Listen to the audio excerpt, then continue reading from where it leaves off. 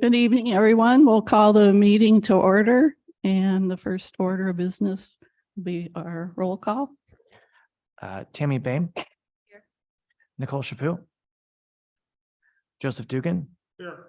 Paul Dribbin. Here. John Eppers. Here. Jennifer Finney. Here. Matthew Heil. Here. Melissa Johnson. Here. Jean Kirkton. Here. Kyle Klimp here. And Michael Yoakley. Here. All right. I think Nicole was going to join online. So she'll probably be here shortly. Next order of business, I was reminded to tell everybody to turn their microphones on when they talk so we can be recorded. And the minutes have been distributed. Are there any changes, edits, Tammy? Yeah, Melissa is marked as both present and absent. She was absent. I will make that change. Okay, any other corrections, edits? I have a motion to approve the minutes. A motion to approve the amended minutes. Tammy, I'll second, second, John. All in favor? Aye. All opposed? Motion carries. The next order of business is public comment, and I don't see anybody from the public online. Is there anyone in the audience that wishes to make comment? No? Okay, so we'll move on to the highlight of the evening. We have Dr. Andrea Benjamin with us from the University of Oklahoma, and Mayor Arnold, would you do the honors of introducing our guest? I will. Thank you very much. I'm very pleased to welcome Dr. Benjamin to this council meeting. I'm going to go through the formal resume, but I will just say this. There's going to be a part of it that pains me, and that's when we start to talk about the University of Michigan. So as an Ohio State graduate, that's just, I'm going to get through it though, I promise. But we are very lucky to have her with us today. She knows her stuff. So let's talk about her formal resume. Dr. Andrea Benjamin is an associate professor in the Clara Looper Department of African and African American Studies at the University of Oklahoma. She earned her MA and PhD in political science from the place up north, also known as University of Michigan. Before moving to Oklahoma, Dr. Benjamin served on the faculty of the University of Missouri at Columbia, as well as at the University of North Carolina, and she was also a research fellow at Princeton before that. She's published widely on local government issues, including the effect of political action committees and interest groups on local elections, the role of incumbency, the impact of endorsements and coalition building at the local level. Her first book came out in 2019, I believe, Racial Coalition Building in Local Elections, Elite Cues and Cross-Ethnic Voting. She knows her local government. She serves as the co-chair of the Oklahoma City Human Rights Commission Task Force. So as an academic and as a real world practitioner. She is currently working on a project about coalitions, electoral representation, and policy representation in local politics, with a focus on Durham, North Carolina, which I think is where a lot of the data that you've used has come from, Dr. Benjamin. But when we started talking about having someone come to talk to us about local governance structure, this is who came to my mind first. I first saw Dr. Benjamin present publicly at an event at the Missouri Historical Society. And I believe that for an academic, her ability to translate ideas is very good to those of us who don't want to think like academics, because most of the time I don't want to. So Dr. Benjamin, thanks for being with us. Thank you so much for having me. And thank you for that kind introduction. I know it pained your Buckeye heart to have to say the University of Michigan, so I appreciate it. Before we get started, and I do thank Mayor Arnold and City Manager Peoples for having me. I thank you all for indulging with me in this conversation. But my goal is that we just have a conversation. So while I wish I could be there with you all in person, I know that that was not feasible. But I do hope that we get through some of this nitty gritty. I think the city manager shared with you. I tried to send you all a bunch of resources hopefully I will live up to Mayor Arnold's expectations and be able to translate some of that. But I want to get to a place where we can just talk, because all my work I've done in the community, I do like to sort of, while there can be a deference to me because I have a PhD and I'm an expert in some of this area, I also believe that you all are an expert in your own community and you know what you all need, or you have a sense of what your community might want and you are willing to put that to them. And so I do want to keep in mind that I don't have a preference, and everything I share is just really me trying to help you all think about, if we do A, what does the research say that means? Or if we do B, what does the research suggest about that? And also I want to be really mindful that I don't know your community well. So the earlier slides, that's just me trying to get a sense of your community. And so if there are things that you think are really important, let's talk about them. So again, hopefully we'll get to that. So I am going to act like I have not been doing this for a long time, and that hopefully I can just share my screen without any problems, but it gets rough with the Zoom. So let me see if I can do it. My PowerPoint, but then I want to share. Uh-oh, y'all. Okay, hold on, because I got a new computer and now it's telling me I have to share some things. So hold on. Uh-oh. Is it gonna let me? Oh. Oh man. Jenny, do you have it? I've got the presentation, so I can share it. Okay, can I email it to you as a PowerPoint? I'm so sorry. No, that's. Wait, fine. who's Jenny? You're the one that just emailed me. Yes. Because I sent it. Okay, hold on. I'm so sorry, y'all. New computers, and now it's telling me I have to quit if I want to do this. So let me put the presentation. I'm so sorry. This was not. I knew something like this was gonna. I haven't used this Zoom yet for anything important. So hold on.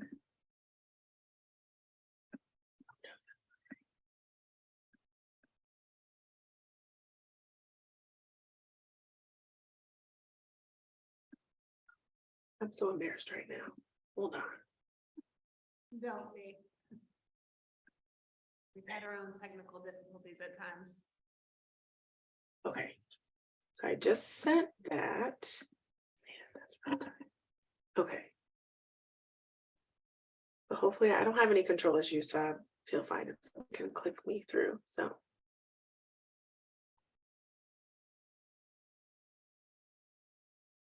Sorry, y'all.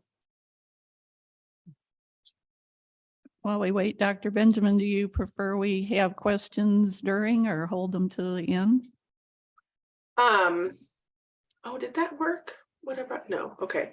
If you all have questions, we can do them during, I think that's fine. I think I tried to leave space, and probably at the end of some slides, I'll just naturally ask if people have questions. Does that work? Yeah, that's great. Okay, perfect.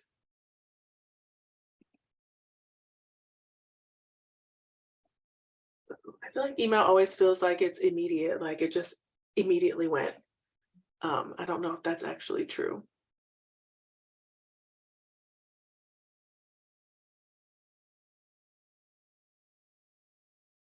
Oh, yay. Thank you so much. All right. Look at you knowing how technology works. I'm so thankful right now. Okay. Sorry. Okay. And I'll just say next slide because I don't have too many animations. That's not usually my style. So next slide. So y'all know where I work, but that's my email. And I can give it to you again at the end if you all need. So, okay. So again, thank you for having me. There are a lot of different ways to think about diversity. And so that's some of what the city information represents to me. I don't think it's the only way. And obviously the census only captures so much, but I did think that it was useful to think about those things. So you all know the size of your city, sitting just at 23,370, although that data could be a little bit outdated since it's almost 2 years old. But you all sort of know your racial and ethnic demographics. Again, that's just pulled from the census. Next slide. I think another thing that we like to think about when we talk about local politics is obviously sort of who lives here in terms of income, class background, socioeconomic status. So again, this census data gives me a sense of where you all are at. Obviously, you must know that those dollar amounts look pretty good. overall median household income obviously is, its own sort of separate measure. But your poverty rate is pretty low. So unless there was an underreporting, that's pretty low. People are also very educated, which again, given the conversation that we're having, some of the challenges that other cities might face with regards to learning new ballot systems, given the high education level of your residents, that might not be as big of a challenge as it would be in other places. So those are just, again, just for me to get a sense. Next slide. And then finally, your current system. And so I'm not going to belabor the problem, but the council is all elected at large. There seems to be some staggering in terms of elections. I just simply went to your website to get a sense of sort of who's there and how long they've been serving. Obviously, I haven't gotten a chance to meet any city council members. And so one thing that I wanted to note is I don't pretend to know people's racial or ethnic background or their gender identities. And so I, without sort of having probably some sort of in-depth interview, I couldn't exactly say, but the council, some people are just newly elected. Again, I didn't see anyone who's been serving since 1970. So it looks like you all have a sort of newer group.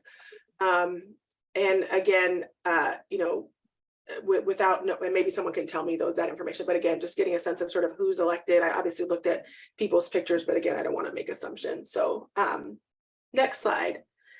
The other thing that felt important for me to get a sense of you all, again, without being there in person, was just to think about sort of who's been voting. And so I think this number was hard. I tried to look for your voter registration and I couldn't get a sense. And so if I were to just take the general population by the people that voted, I got about a 25% turnout. I know that number is not fair because that includes children who are not voting age population. But even that number is not bad. Some of the larger cities in the country have turnout rates. I think Dallas is most notoriously known for like a 6% turnout rate.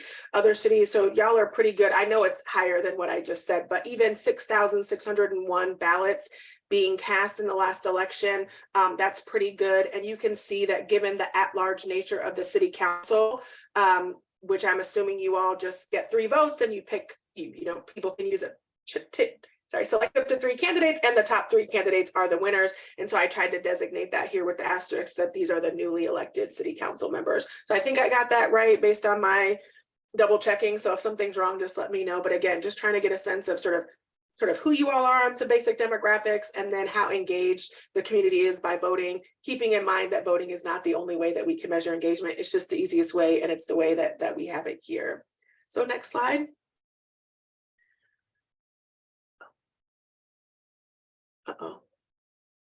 Okay, thank you. So one of the things that the mayor and the city manager asked me to think about are sort of the types of elections, or another way to think about it is sort of what are the electoral rules? And as you all know, the rules that you have sort of determine the way that we, sort of the outcomes in some ways. And I don't mean that to be in some sort of path dependent way, but when things are complicated, sometimes there are complicated outcomes, those types of things. But typically when we think about local elections, there are sort of 2 things that people really talk about. Is this going to be a ward election, a district election, by which we mean there has been some sort of committee or group of people that have carved the city up into geographic locations and designated them as wards or districts, and only voters from that ward or district are allowed to participate. So that's a true ward system or a true district system. And some of the pros and cons of that system are that communities know their representative, that person probably lives and engages with that community. Some of the cons are that it can get expensive for a small city because that means depending on the number of wards, you need to have that number of ballots. And so I want to just point that out, that your current system, everyone in the city encounters the same one ballot, which is the at-large ballot, which we'll get to. And so that's something to keep in mind. At large, this is where people are elected to represent the whole city. That is your current system. And again, as we discussed, depending on how many representatives there are, up for election at that time, voters are allowed to cast that number of votes. And voters can do what they want. If they only like 2 candidates, it is within their right to simply select 2. If they only like 1, they can select 1. But if they select more than 3, let's say, obviously their ballot becomes invalid. And so people get used to these systems. But again, any change you make, you'd want to have an educational system to go with that. In addition to those sort of first past the post, right, or one person representing one area, then the ward system, or even at-large system, where again there might be 3 people are going to be selected, so those 3 people, really all 6 people, right, represent the ward. We can think about different types of systems, and here this is where it gets a little bit more complicated. I get into it a little bit more, but sort of these ranked choice systems, these have become very popular, and they might even be something that you all are considering. There are proponents of the system, there are opponents to the system, and there are a lot of different ways to do this. And so once we get into that, again, these are just suggestions, these are just other ways that people do it. But typically with a ranked choice system, voters rank candidates in order of preference, votes are counted by rounds, and candidates that are no longer viable are dropped off. And so what does that mean? If you loved candidate Z, and not that many people voted for them, and you voted them as your first choice candidate, and let's say, candidates A, B, and C are doing really well, then that means candidate Z will be dropped off. And for your ballot, your second choice votes would move into it. So if you picked candidate A as your second choice, in that next round, your votes would be allocated there. It's a little bit more complicated. Even for me, it's not something that I have ever counted or helped anyone count. But if that is a system, that type of system, and again, there are lots of iterations of it that you all choose, then that would require obviously the right types of software and those types of things, but those are not insurmountable things. They're just things to think about, right? And then again, a good education campaign so that your voters are aware of what's being asked of them. So for instance, if you were to do a rank system where you still wanted to only pick the top 3, someone coming in and ranking 4 candidates, that would invalidate their ballot. And so that's a problem. So you want to make sure that as you move any type of system, that your voters are aware so that their votes are not, discounted or invalidated. Some of the other pros of ranked systems are that they don't require runoffs. And that is one of the biggest proponents that people who support this system talk about. So whereas if in your previous election, almost a year ago, April of 2022, let's say there had been, 4 candidates running for mayor and Mayor Arnold didn't meet the threshold, then there could have been a runoff, and those can become costly. So when people talk about some of the problems with the sort of systems that most cities use, this is often a rationale of the cost. So you're asking voters to vote in an election, which we'll get to is off cycle, and then you're asking them to come back and do it again. And so proponents of sort of these rank systems will say, we've alleviated that because you've had 4 candidates, you get to rank your top 3, and you still were able to express your preference without having to come back to the ballot box, without having to rerun a new ballot that has cost, run a new election. You've been able to do those things. So those are some of the pros that people note for these types of elections. The other thing that people are talking about sort of in the academic sphere and sort of practitioner sphere is whether or not we think more than one person should represent an area. Obviously, you live in a city that already uses an at-large system, so your residents are already sort of used to that, that there are currently 6 people that represent the whole city. They're not there to represent a ward.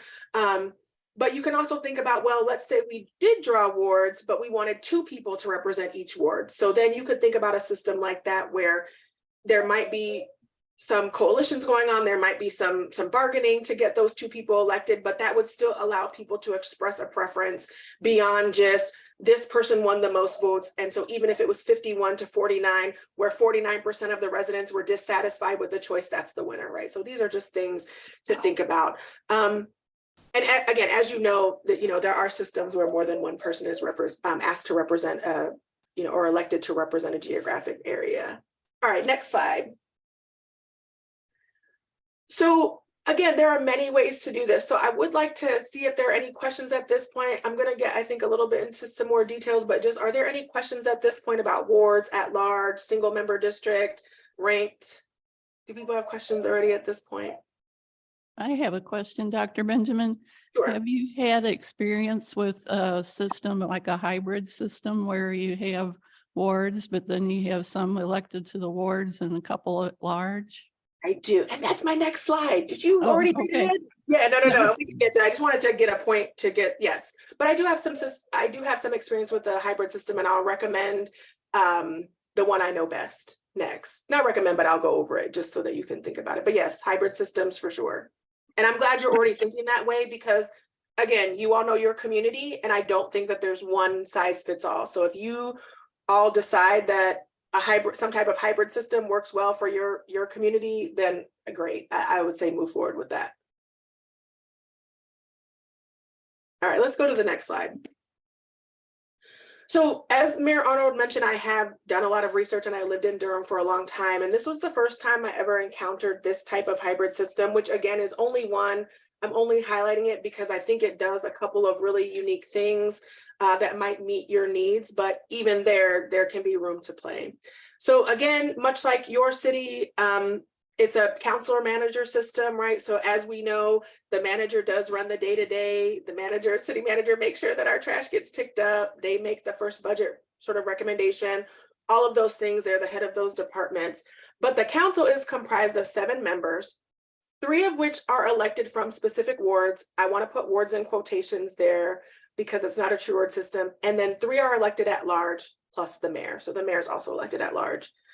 The terms for the city council are staggered such that the ward elections take place every 4 years, and the at-large take every 4 years. Every 2 years there is an election, but those council members serve 4-year terms, and the mayor only serves 2-year terms. So the mayor is on the ballot every 2 years, and then every other election there is either at-large or ward. There are no term limits. These are off cycle, much like your elections now, which means they don't happen during state level or presidential elections, and they are nonpartisan. So when voters encounter the ballot, there's no party ID next to the name, very similar to what most cities do. The one thing that makes, so again, their at-large system is much like yours, right? So in the initial general election, there can be as many people that are running. Only 6 of them will make it to the general election, in which case voters will again only pick their top 3, and those 3 people will be elected.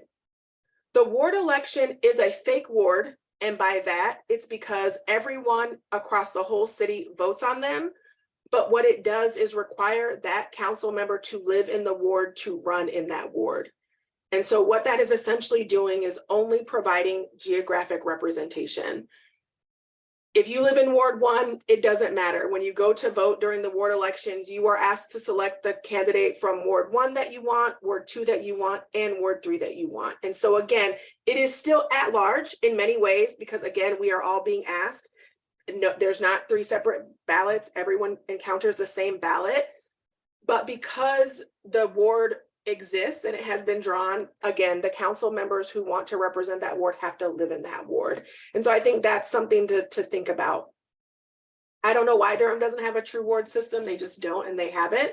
But I will say that the new wards are recent, because in the late 90s, I think 1999 was the last year that they did this. Durham reduced the size of their council. So even though the city was only like 200 something thousand people, the council used to be like 12 people, and they decided that that was unruly. And we can get to that, because what it essentially did was, candidates that would not have otherwise been viable were running and winning. And then, as you know, it's a deliberative body. And so they felt like it got unruly. And in order to bring some consensus and to bring some a more collaborative spirit, they did reduce the size of that council. So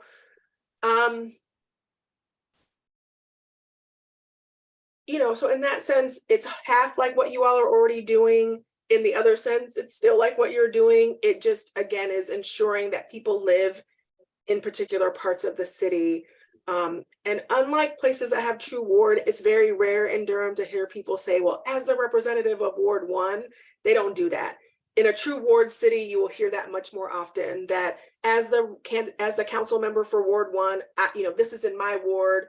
Or even in city council meetings, when it is a true ward system, sometimes the mayor will give deference to that ward council member to say, well, this is your ward, what do you think? And that person will be able to allow to express their opinion.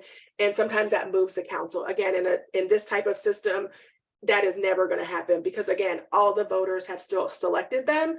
And all we've really done is make sure that there's not some, I don't know, rich affluent neighborhood that's electing all the city council members, right? We've allowed for a little bit of diversity. Do people have questions about this type of hybrid system? Hi, Dr. Benjamin. Yes. In this concept, how long has the Durham change been in effect? 22 years. 22 years. Mhm. And under this approach, so all residents or all voters in the city vote on all the candidates running in each ward. So it's not, you don't have to be in the ward to vote for that candidate. Correct. Okay. So it is like I said, it's a fake ward system, right? So it is still all at large. It's just 3 of them have to live in specific areas of the city in order to be elected for that ward. Madam Chair, do you mind if I ask a question? No. So, Dr. Benjamin, I don't know if anybody's done the math on this, but are there situations in which the geographically defined ward votes for one candidate and the overall city votes for a different candidate? If they have, that's not publicly available data. And I have some data where I ran some exit polls, and I did ask people what ward they lived in, and there was not a relationship between sort of, that Ward 1 really wanted candidate B, but they didn't win. That there wasn't. I mean, there's some other things going on in Durham that would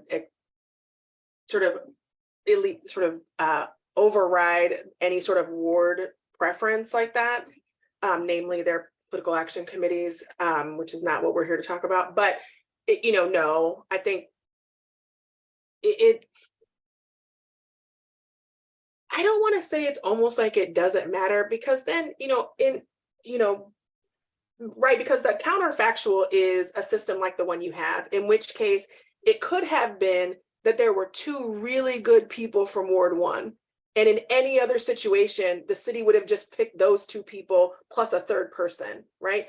But because we've added the ward layer, only one of them is going to be elected, right? And so again, as I said at the start, for every choice you make, there is a pro and a con, right? Many pros and cons. And so yes, in that sense, it could be that the 2 people running from Ward 2 would have both been great council members, but only one of them is going to be elected. Thank you. Go ahead. Another question, Dr. Benjamin. Do you know any of the historical background of what led Durham to choose this approach? And was it based on any other example that they were following? And has this type of approach been used in other municipalities? Durham is the only place I know that does it like this. And even just in my searching to prepare for this, I didn't see anyone. For the most part, cities kind of either do wards or they do at large. I think for most cities,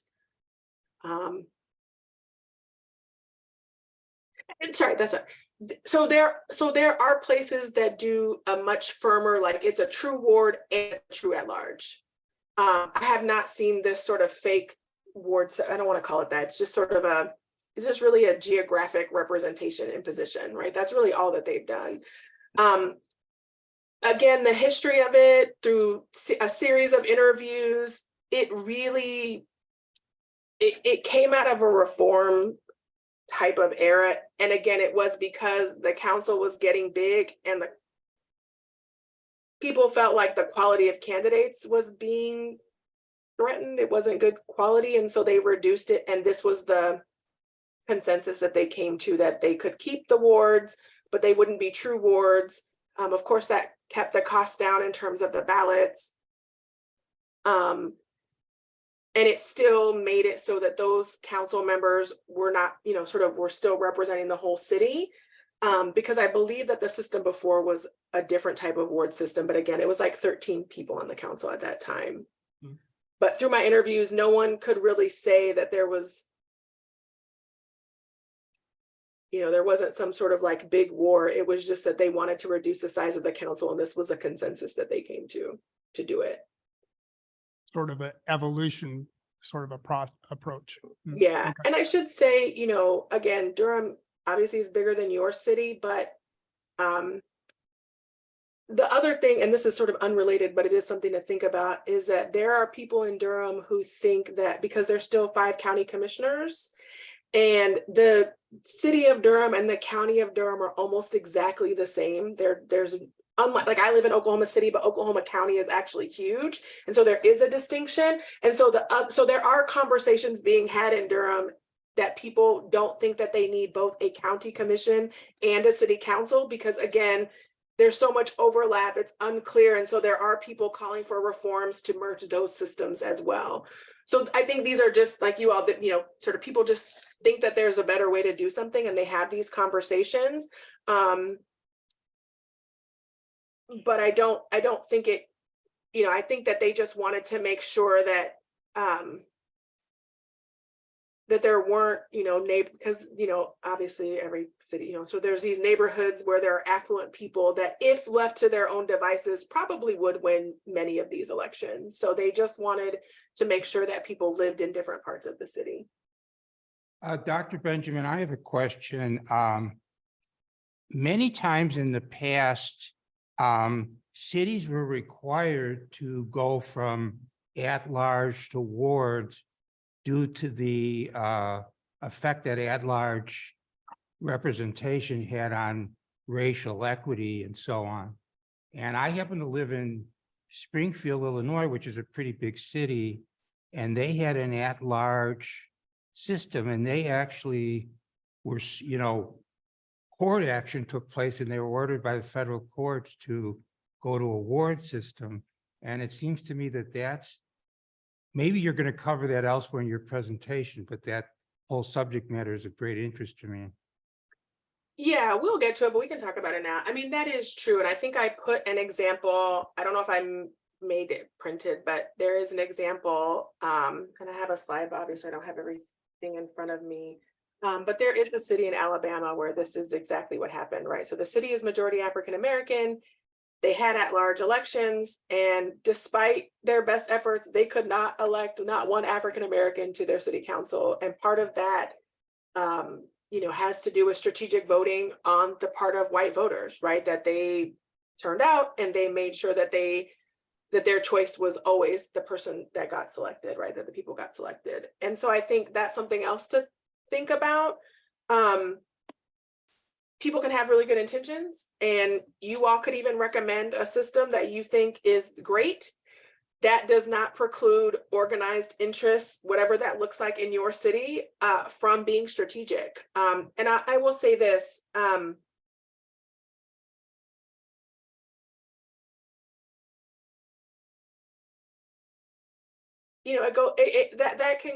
can go both ways. The research, though, which I will get to, is that African Americans in particular, this is not necessarily the case for other groups, but for African Americans, ward systems are what helped them get elected. That once it moved away from the whole city engaging and it focused on particular geographic areas, that is how African Americans initially got elected to city councils. And so I'm not familiar with the Springfield lawsuit, but that sounds like that's probably what happened, is some case was brought forward by which, again, going back to the early part of my presentation, someone came through and said, given these demographics, even at this level of voter turnout, this type of outcome is almost impossible, right? That your city can't be 60% Black and you've never elected a Black person to the city council, right? That feels impossible.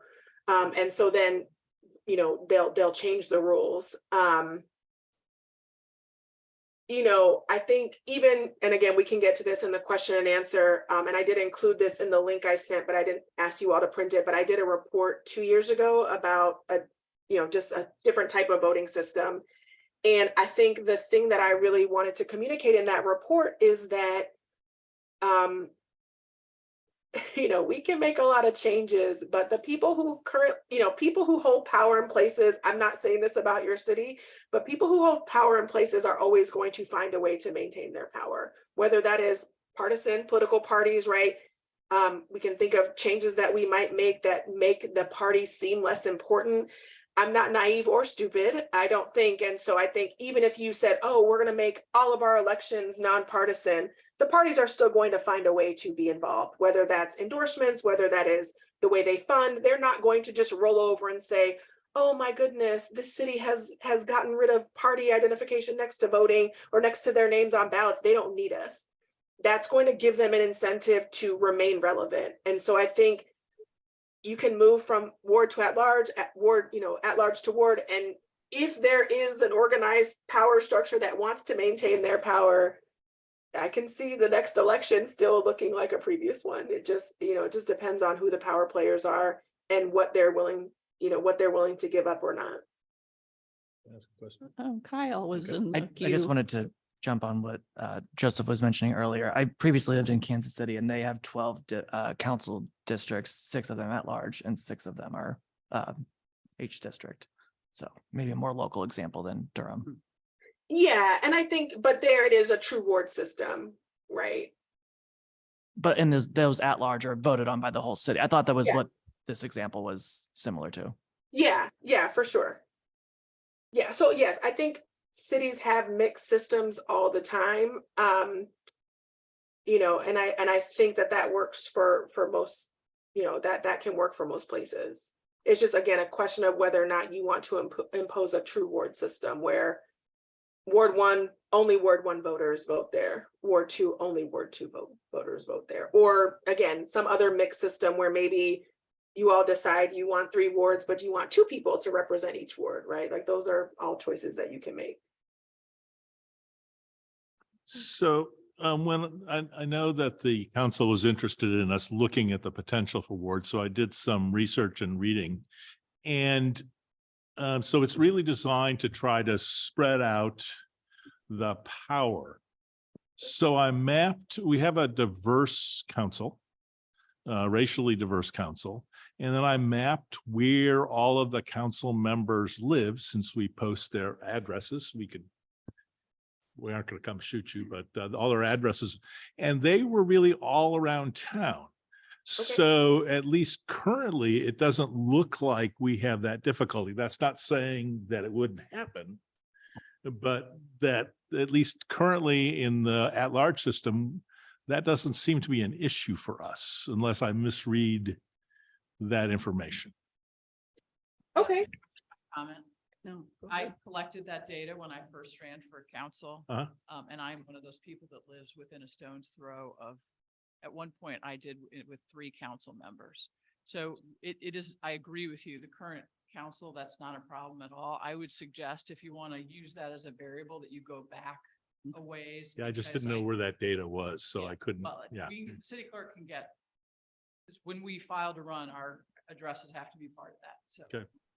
We can get that data for you, but I'd use a longer time frame. Yeah, it was, my initial look at that, and I would just add also consider, extending, if we did decide to do awards, extending those to our commissions. I think, for example, most people in this board all live fairly close to one another. So I think we could also have that as a data set.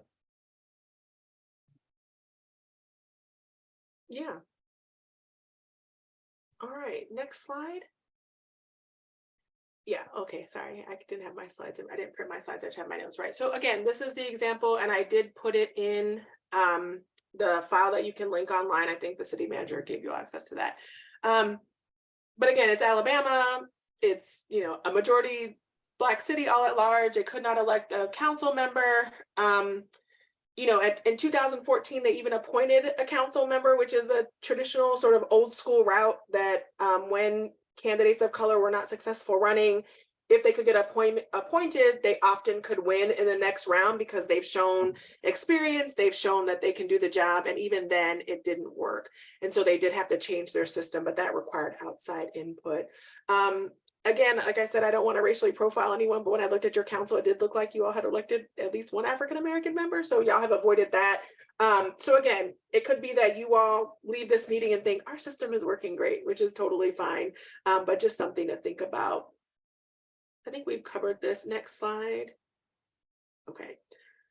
So again, sort of in the academic area that I work in and just sort of being around, these conversations are really, in terms of these voting systems, this is kind of really where people are pushing. And I want to be clear, I'm pretty agnostic. I think if a city decides that a sort of ranked voting system is what works best for them, there are lots of proponents of that system. There are lots of reasons why people want that system. I mentioned some earlier, which is sort of the ease on voters, right? That they only have to do this once.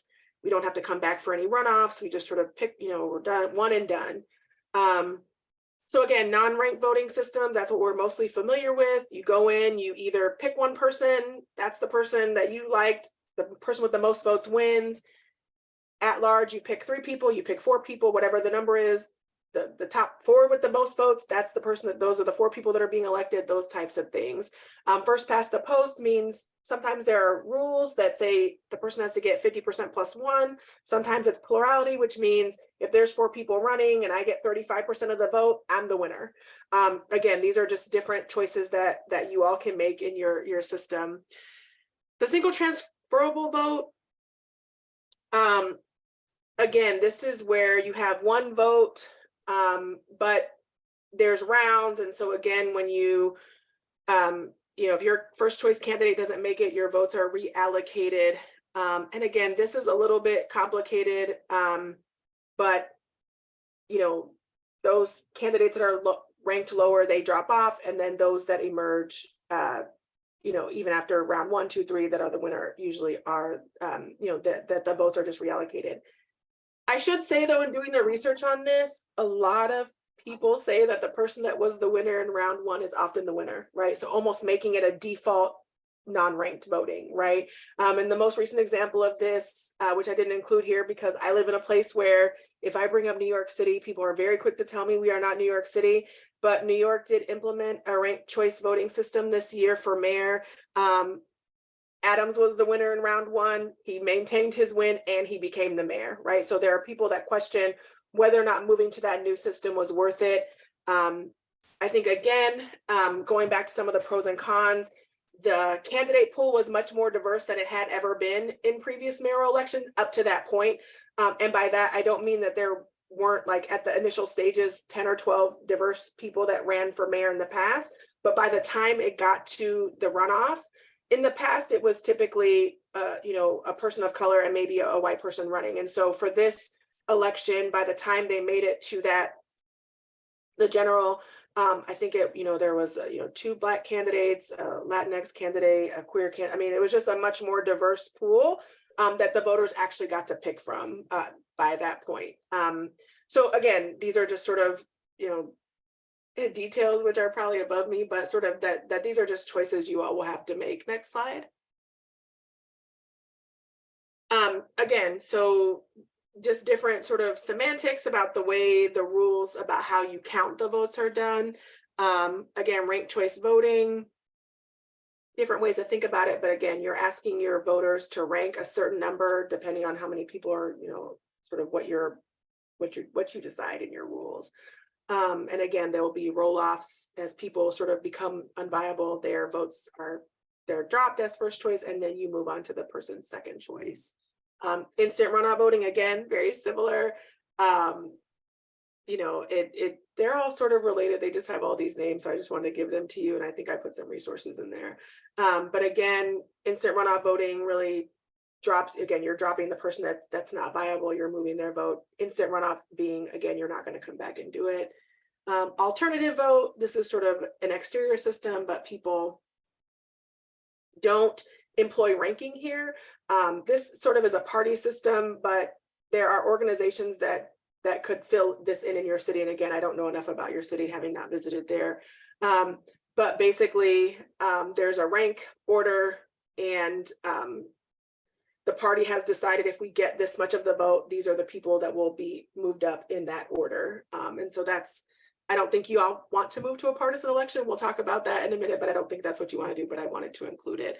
And then finally, preferential system, again, is just a different type of single transferable vote, but it's where you indicate your preferences. Again, that requires some coordination from the outside, or from usually an organization, but we'll get to what you all want to do. Next slide.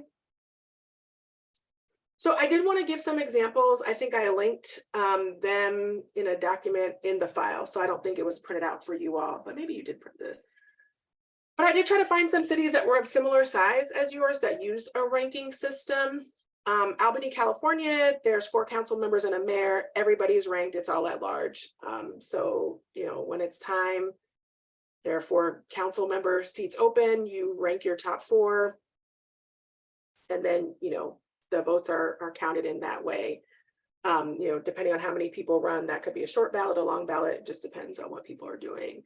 Tacoma Park, Maryland is about, it's a little bit bigger than you all, but they have 6 council members and a mayor. They do only the wards are ranked, and then the mayor's still at large. So again, another type of hybrid system, you know, and that's what they do, but it's wards and at large there as well.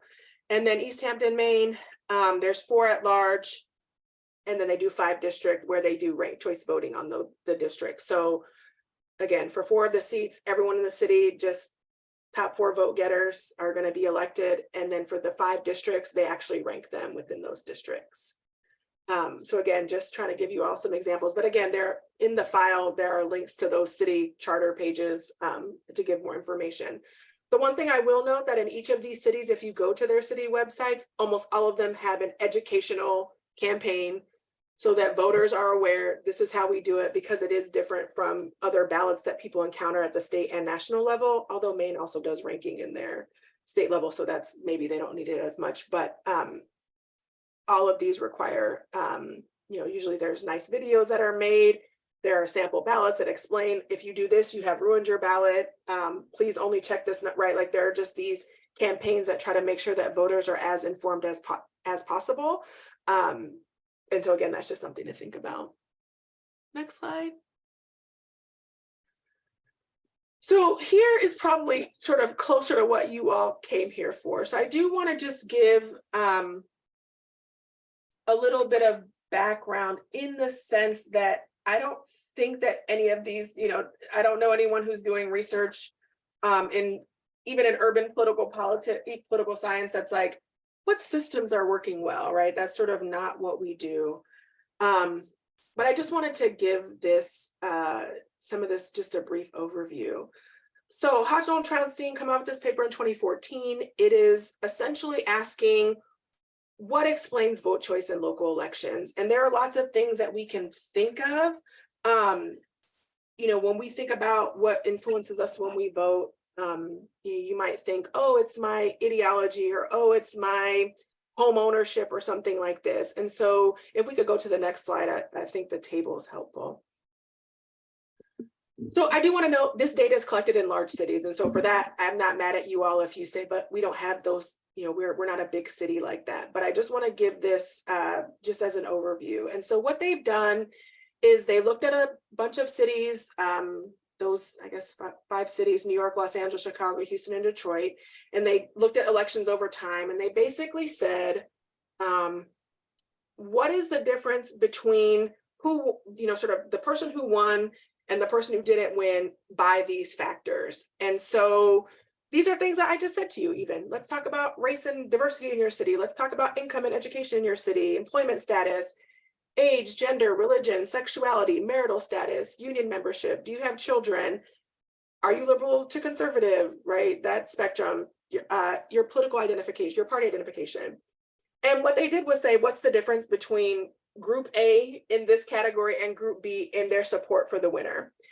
And so what you can see is there are some things where it doesn't really seem to make a difference, right? If you have children or not, the difference between who those voters picked and who won, you know, winning and losing is only 5.1.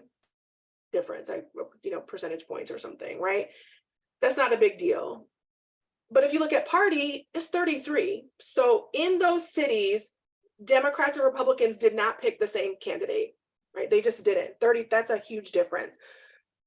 Class, those with more money compared to those with less money, we're looking at almost a 20-point difference between who they picked, right? Education, 18 points, right? Still though, the main point of this article is that race is the biggest determining factor, right? So in an election in New York, who Black people voted for was 38 percentage points difference than who white voters voted for, or other racial ethnic groups, right? You can sort of compare those things.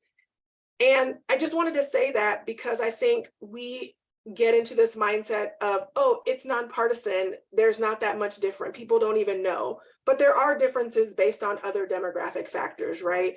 Religion is another one that's big, right? So however they measured religion in this paper, which is sort of above I don't need to get into those semantics, but there's a difference between sort of maybe who Catholics voted for compared to, I don't know, evangelical Christians, right? And so to think about those things in a local context is just really important, because I think we want to think like, oh, those things don't matter, but they actually do. And so I just wanted to say that, but then the next slides I think are what you all actually wanted me to talk to you about. So next slide.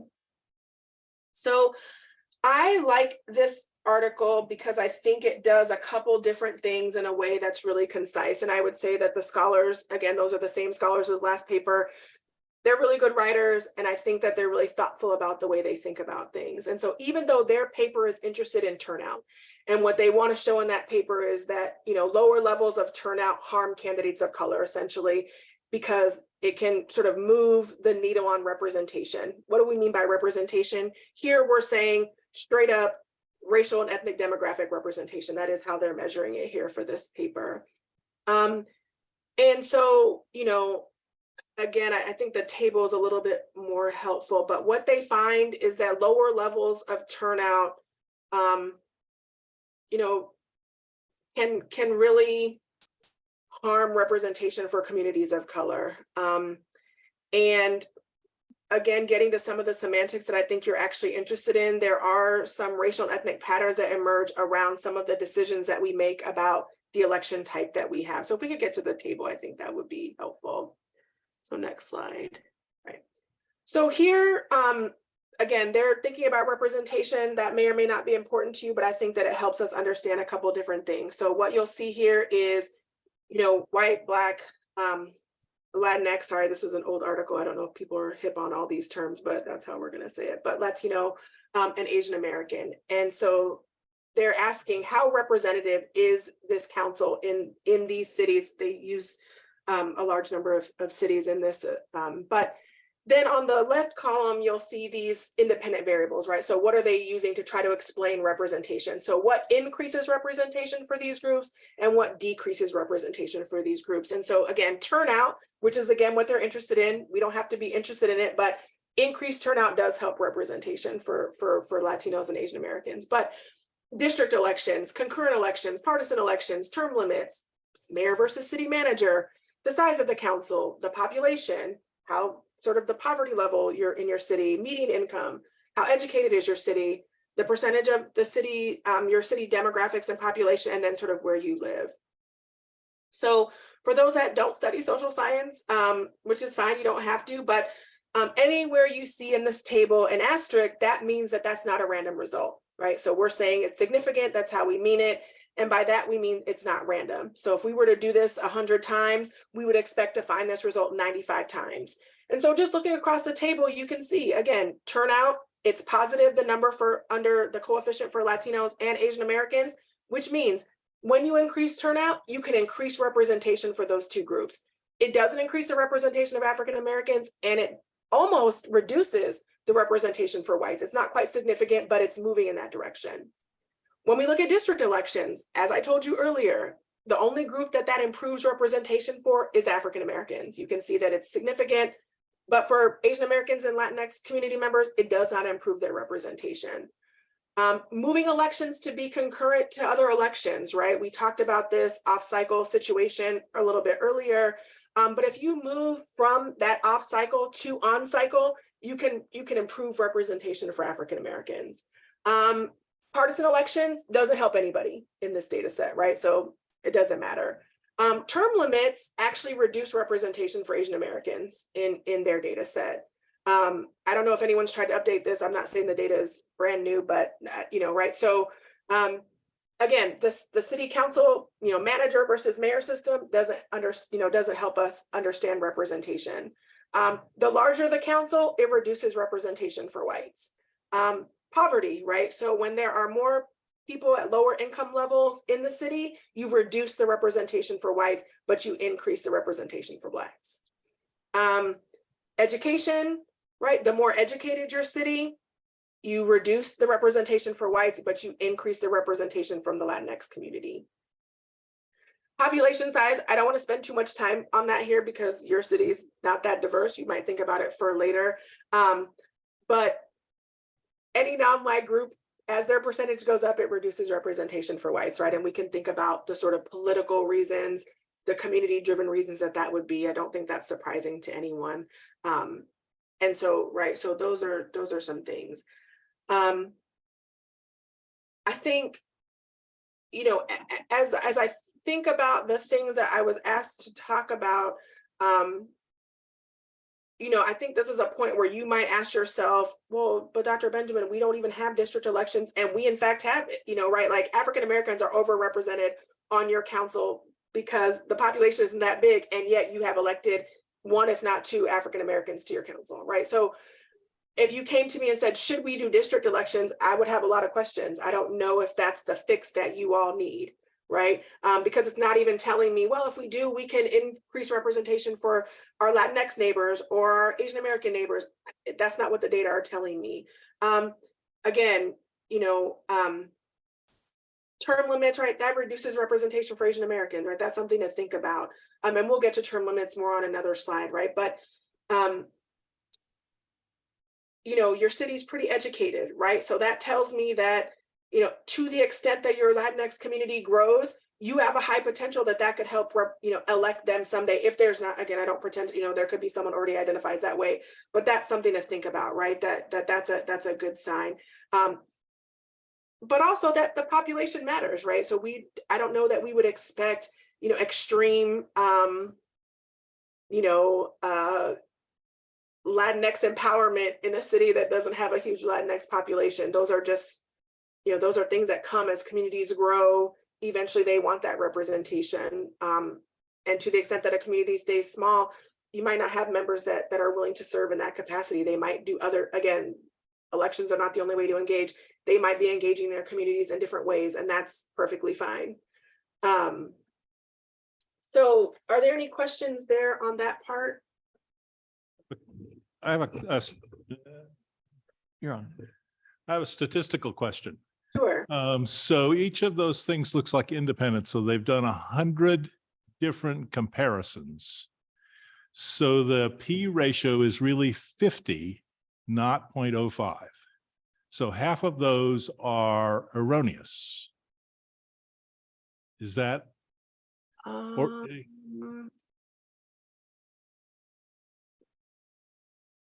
I don't know if I understand your question. So each so model. P levels additive. So any single thing has a P level of 0.05. But they have done in the paper 100 separate comparisons. So you have to add all of those P levels together, which ends up to be 50% rather than 0.05. So that their analysis really is not good. I don't know where you're getting 100 from because each model is its own. So there model. are 20 rows and there are 4 columns. Each column represents only one model. Right. And then but you've got then 20 different comparisons. So you're using the same data for 100 comparisons.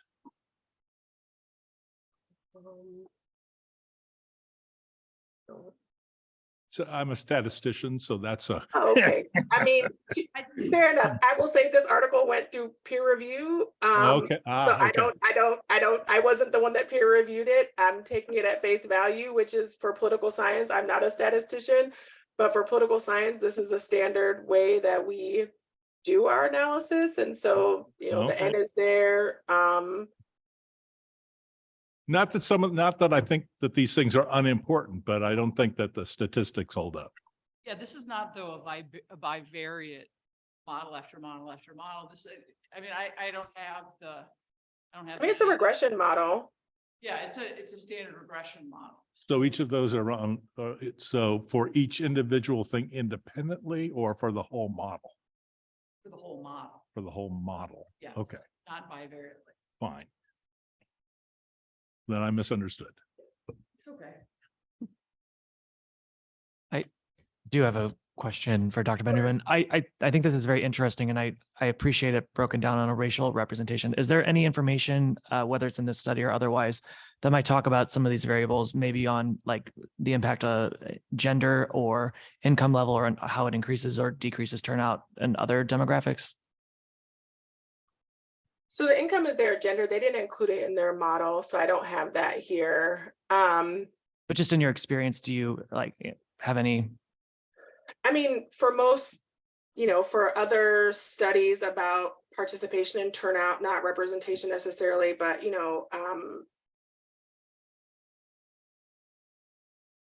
higher income people are more likely to turn out than lower income people. I don't know where the research is right now on the gender gap.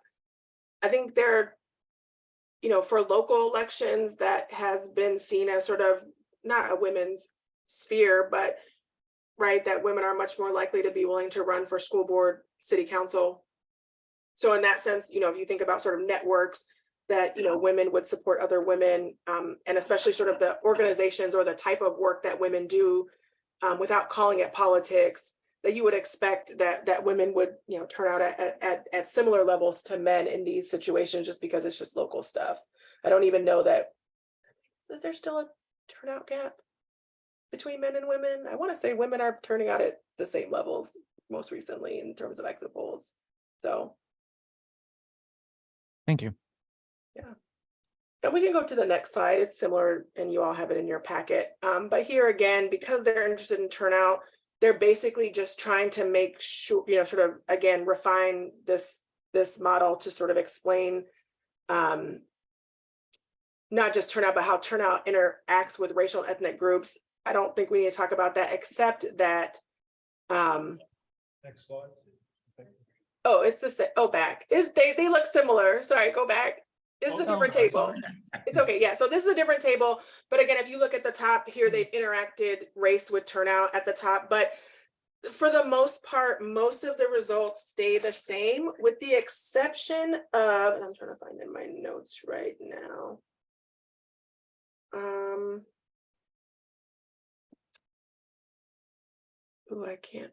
Yeah, so so districts concurrent still really only increases or makes things, better representation for African Americans. Term limits still reduced for Asian Americans, and oh, that's what it is that then poverty, once we sort of take into account this interaction between Latinx turnout, population and turnout, then again, as there are more people who are lower income, you can actually improve the representation of the Latinx community there. But other than that, it's all the same as the previous model. So now we can go to the next slide. But again, these are just things to think about. So again, there's just additional research, right? Again, proponents who want to advocate for ranked choice voting really are asking to sort of streamline voting for voters, right? That you only have to do it one time. But then it turns out that just changing to an RCV system doesn't improve turnout. And particularly it doesn't do that for lower SES groups or racial and ethnic groups. There are people who sort of make a claim about ranked choice voting that it creates a climate where it is sort of less negative, is the way I'll say it, right? That under our current system of winner takes all, first past the post, one person, one vote, there is incentives to be negative and really mean to each other. And that if you move to a ranked choice voting system, because I'm going to be asking, hey, rank me number 1, but rank Bob number 2. I'm not going to say bad things about Bob, right? That it sort of creates this climate of congeniality and just makes it less negative. This thesis, again, it's just a master's thesis, but this person actually did interviews with campaign staff, and that was what they told them. Like, oh yeah, we didn't say anything negative about candidate B because we wanted their voters to still rank us number 2, right? And so it's sort of, they're talking about these incentives around campaigns, which again, your city might not have even negative campaigning. I don't know, I wasn't there. Next slide. And then, sorry, so when we move from single member districts away to other systems, does that, how does that affect descriptive representation? Again, here, do we see more women get elected or people of color? They claim that these types of systems are better for women and people of color. And so again, you'll need to decide for yourself if those are changes that you think need to be made in your city. All right, next slide. I think we're getting to the end here. So term limits are sort of this strange thing. There's not a lot of research on it in local context, right? So no one has done people can put if there's term limits or not into a model, but it's not clear for most cities, especially where there is a council manager system. The professional is the city manager, right? And so we haven't worried that much about someone serving for too long. But in the major cities, LA, New York, Houston, these cities all have term limits. And part of that, I think, is just related to the professional city council. So if I don't want to hurt any city council members or even the mayor's feelings, but if you're a city council member in LA, you're making almost $200,000 a year. So they put a term limit. That's not your job for life, right? You have a time that you can do it, and then you need to roll off. Again, these term limits, according to Kimball and Anthony, it does not increase turnout, right? So it doesn't make it, right? There's sort of this argument that, oh my goodness, there's going to be fresh candidates. People are going to be so excited. No, it doesn't even increase turnout. What does it mean for representation? Again, nothing. And it reduces representation for Asian Americans, according to Hodgel and Traunstein, right? So, all right, next slide. But there is a lot of research on legislatures and term limits. Many states have them, right? You can only serve so many years in a state legislature. Some of them have hard limits, so it doesn't matter if you do your 12 years, you're done. Some only limit consecutive years. So let's say you can only serve for 6 years, then you need to take a break, but you can run again, right? The reason why these term limits came about at this level, and again, I know it's not one-to-one, but it's the research that we have, is that states felt like there were problems, right? And so mainly that maybe power had been consolidated in one person's hands, right? That is typically what it comes from. And by that, I mean, you've been serving in your state legislature for 30 years. You might even lead your party in the legislature. So within the organization, you wield a lot of power, but it's the external power that I think people had a problem with, right? That you were wheeling and dealing, you were cutting deals, you were doing backroom things. And so they felt like to limit that type of interaction, they said, you know what, we're going to put term limits in.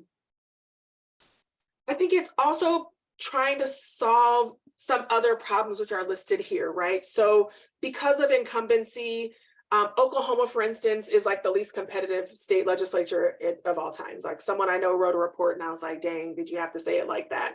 But the reality of the situation is that the Oklahoma state legislature is not competitive. If you are a Republican, you're probably going to run only in your primary, and then no one will run against you in your there's no Democrat. If you're a Democrat, you really don't have to run in your primary. There's no Republican to run against you. And so because elections are not competitive, that goes back to that problem, right? Where without these term limits, someone can just keep being reelected and their power will only grow and it will remain unchecked. So, right, they put these in. some of the cons of it are turnover and institutional memory, right? So even if you think about a lot of the hybrid systems that we saw in the city council, you'll notice that they're staggered. So there's never a time where it's just the whole entire council is wiped clean and everybody's brand new. You almost always stagger it so that there are people there that understand Robert's rules, that understand this is the way we make a motion, this is the way the agenda goes, that you maintain some of that institutional memory and turnover. People opposed to term limits will say, every time you lose that really good person that's tapped out at year 16, you're creating this situation where now we have to train people, we have to reteach those things, and that's sort of like a drain on resources and time. Again, professionalization comes up here, right? You all are not trying to run a professionalized council, but that's kind of where this comes from. And you'll see term limits there because again, this is people's real job. And so again, people want to sort of solve this problem if you see it that way, that one person shouldn't be so powerful. And then the question of leadership comes in, right? So again, you could have a really good representative that is a good leader that can build coalitions, that can build consensus, and because of term limits, you have to let them go and they have to walk away. And so again, pros and cons, right? Term limits are, they exist. And again, you all as a body will have to decide what are you, sort of what's your goal? And I don't know, but what problem do you think the term limits will solve, or keeping them out, what problem do you think, that you're solving? Next slide.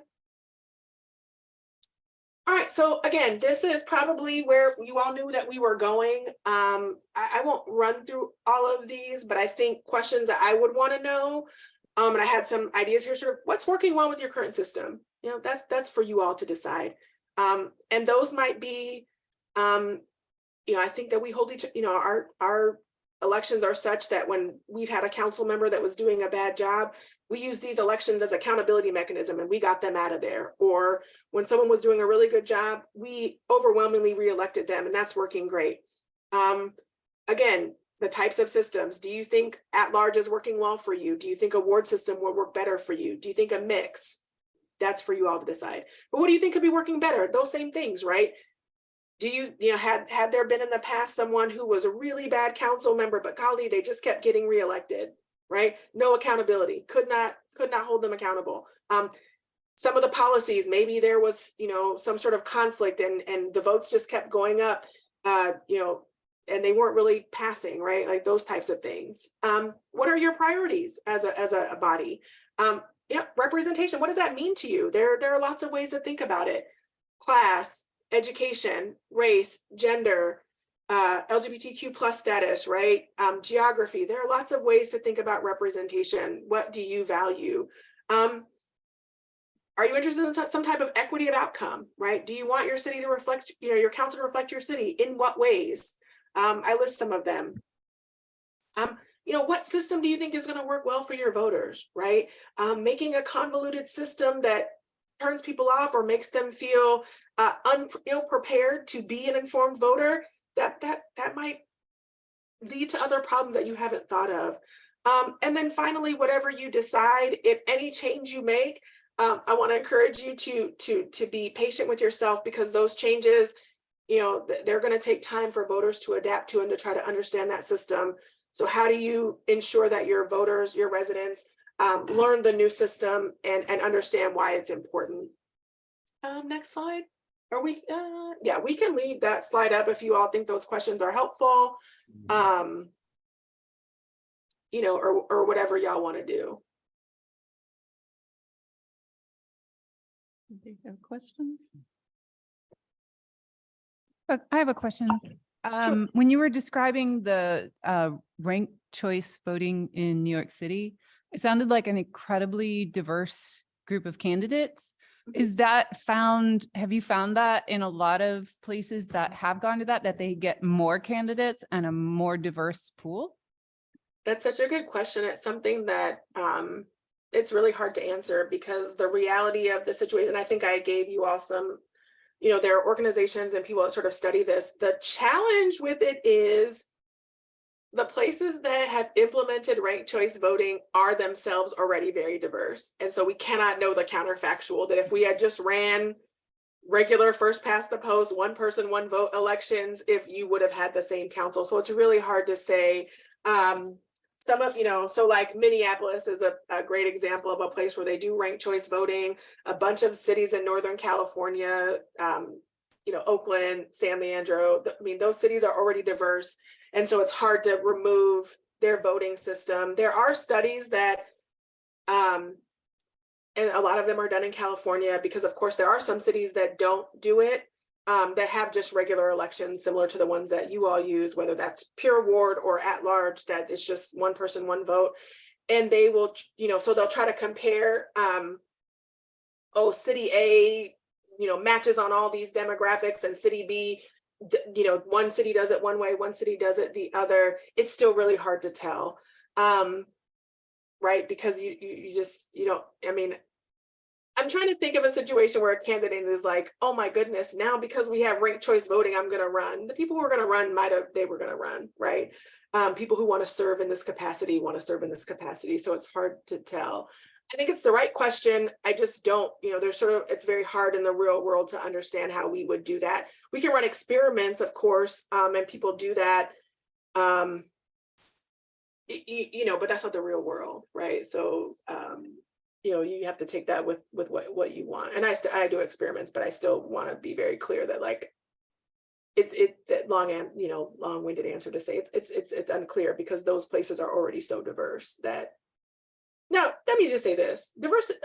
My project, just because a place is diverse does not mean it's going to generate these diverse outcomes. I should say that much, right? So, when we think about some of the bigger cities, people will be shocked to know, like, New York has never had a Latinx mayor. They only just elected their second Black mayor in all of history, like last year, right? And so you think to yourself, oh my gosh, it's New York City, it's so diverse.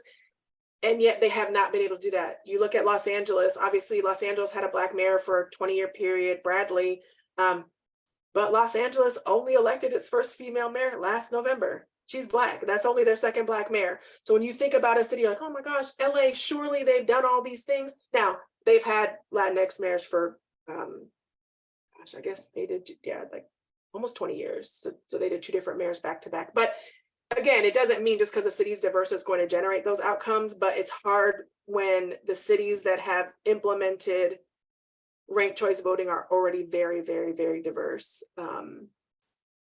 And so, yes, they're electing diverse councils. So that is true. But it's hard to know the counterfactual of that. If it were just regular voting, that they wouldn't have done that. I can't say that.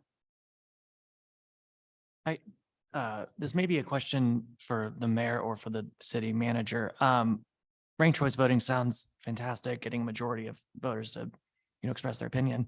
Since we don't administer our own elections, is that an option we have?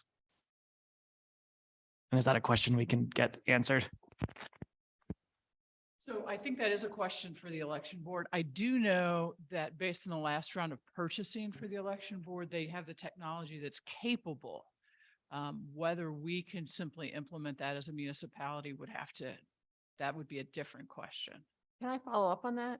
I was going to say, as someone who works elections, my concern is that we have this awesome policy that we can vote anywhere in the county, and that's going to make education way harder, because it's not like you're educating 5 voting places here to do it right. It's a whole county has to understand how it works, or we're telling people to vote wrong. So that shouldn't be a reason I hate to make that a reason not to do it, but that is a complication. So, you mind if I No, comment on that? go ahead. It is a complication in terms of the education. Keep in mind, wherever you vote, you get a location-specific Yeah. ballot. You get the So, right one, but the so- people there have to understand what you're supposed to do versus. yeah, so you're somewhere. talking about educating the election officials as well, because that'll be a big difference across the county. Absolutely. Because I can say, yeah, your Yep, ballot's different, absolutely. but I understand how you're supposed to vote because we're all voting the same right now, and this would be very different. So in the examples of the cities that you provided, Albany, Tacoma Park, and East Hampton, all of them do their municipal elections in the fall, in November. And our turnout is 30% higher in November than it is for the last election. So but that seems unusual. A lot of places are using the time when people aren't voting rather than the time, but these cities all have November elections for their cities. Yeah, so I did say we were gonna get to this, right? So a lot of cities do these off-cycle elections. It's part of the reform era, when cities were run by political machines, right? So Tammany Hall, right, Boss Tweet or whatever. These are sort of the examples that people give.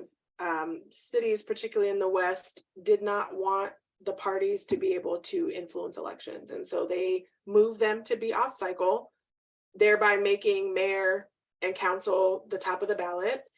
And they removed party ID so that partisans could not, the parties could not interject into the elections. Now, again, you know, the turnout suffers, right? So you made a good point, right? That in places where the ballot is, you know, when we run concurrent elections, essentially with other elections, turnout is higher. There is some research about ballot roll-off, right? So I showed up in November, I'm here to vote for governor, state legislature, and then I don't finish the back of the ballot. I don't care about the mayor and the council. And so that's what those cities think that they're preventing. I think it is, you know, up for debate about whether, you know, sort of what you value, because again, in some of the largest cities, turnout's 5%. I mean, you cannot argue that that is great. That is not great. That is a failing grade on anybody's school. You know, that's at 5%. So for instance, Los Angeles did just move theirs, right? So when I was doing my math earlier about the mayor, I was like, how many years did it end up being? Because they were on off cycle such that they would have elected their new mayor in 2021, but they pushed it back because there was a California ballot initiative that moved these elections on cycle, and they got back on cycle. And so now the mayor's race ran concurrent in November with all the other ballot, right, with the other state level and national level elections that took place in November. Obviously turnout was higher. Now, to be fair, Los Angeles in their previous mayoral election that was competitive in 2013, I want to say they spent like millions of dollars and turnout was like 12%. So that's what they're combating, right? That we're spending so much money and the turnout remained low. So that's what they valued, that they said we'd rather put it concurrent and increase the turnout than keep it to where the mayor and the council are at the top of the ballot when we run those elections. Yeah, our turnout ends up being around 40% averaged across since 2018. So we Yeah. get reasonably good turnout, but the turnouts during the November elections are 30% higher than anybody else, than any of the others. So it seems like an equity issue to be able to have more people voting rather than just the right people voting. Yep. Yeah, and I wanted to add, growing up in Chicago, and I'm well familiar with the politics there, the mayor's, you know, and council races are in April, and those are hugely partisan, and the only people who turn out are party regulars who, in some cases, are cajoled to go out and vote, you know, and most of the time there's no opposition. So I don't think having it in April lessens the chances of partisanship. As a matter of fact, I think it increases it. Yeah, I think, yes. I think parties or organizations on the ground are going to do what they can to maintain their power and influence. And so if, you know, if that means we're getting active in April, we're getting active in April. And that's what we're going to do because we want to still determine the outcome. And not having D or R next to the name, that does not stop anyone from doing anything, right? They're using other tools to still express their preference.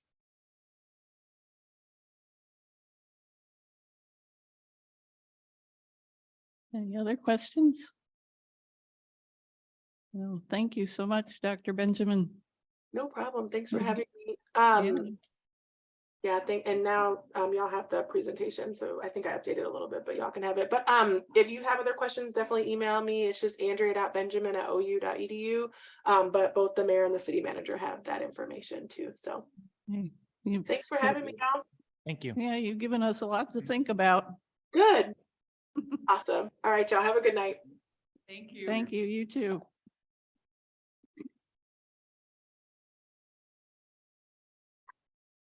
Anybody want to take a 5-minute break? Or press on? No. Yes, no? That's fine. Go. Okay, next item is governance, and we have no items. And then we had the new business, which we've done. Does anybody have any discussion of the charter beginning at 8, or do we want to move on to the compensation committee, which I think last time we really shortchanged them? Joe, do you want to go now or wait? I think our subcommittees had a couple of questions that have come up dealing with some wording that we're looking at on one provision. And I think one, Jennifer and I haven't had a chance to discuss, or Melissa, we may want to bring it up with council, with the city attorney, and just kind of run by some language. Would that think it to address, to see if the language achieves what we're trying to do on? I think ultimately, I don't know if we need to do that now or if we can go ahead and share and then that gets worked out later. 'Cause it's not like we're agreeing to a final version. Right, right. Madam Chair, if there are questions of the city attorney, he is not here, but we do have next step.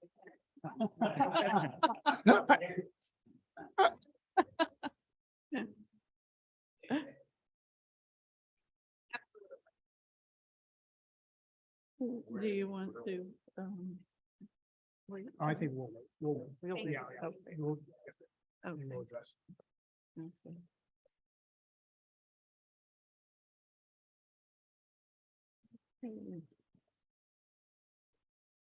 So we're down to chapter section 8, Department of Law.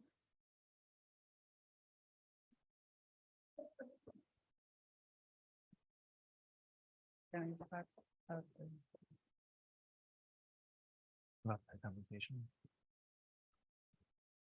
Yes, there's not an update.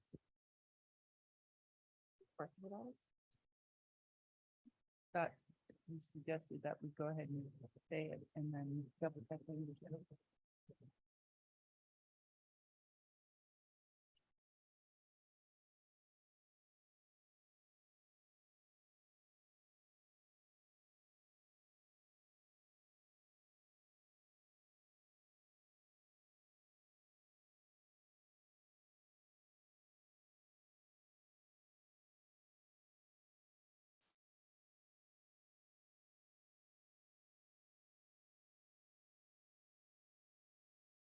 So under the Department of Law, the question was from some council members was which departments, if any, should be included in the charter, and include what are their powers, what is the council's oversight in each, and also to revise the department name or remove this article and address the position by ordinance.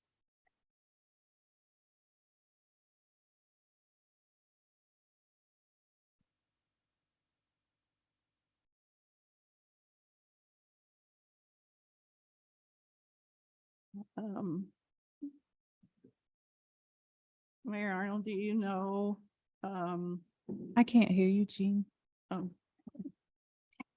Mayor Arnold, do you know what their thinking was on this? So I am going, you have to look at the general question. We have some city departments that are in the charter. We have others that are not in the charter. We have some city departments that are named something in the charter and named something else in real life. So I might defer to the city manager to talk about what our legal advice looks like in terms of department contracts and things like that, because it doesn't, what we practice isn't reflected in what the charter says at this point. So thank you. So we don't have a Department of Law. We contract for a city attorney. So the suggestion was twofold, either change the name of the board and just adopt your ordinance, as you all have considered for other departments.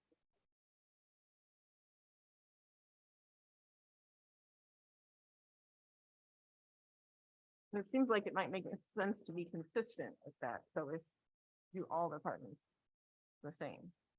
And I think that's what the council was getting at with their question. I think it's the end, not sort of near the end of the recommendations of the major changes.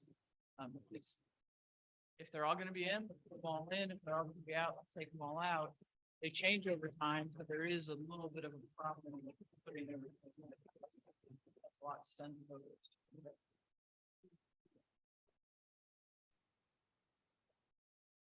Madam Chair? Mhm.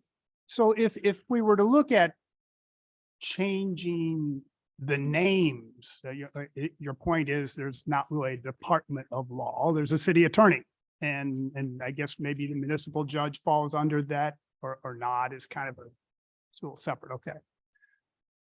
If we just go through and change the names, does that achieve part of the goal here just because we're being more pragmatic? Or is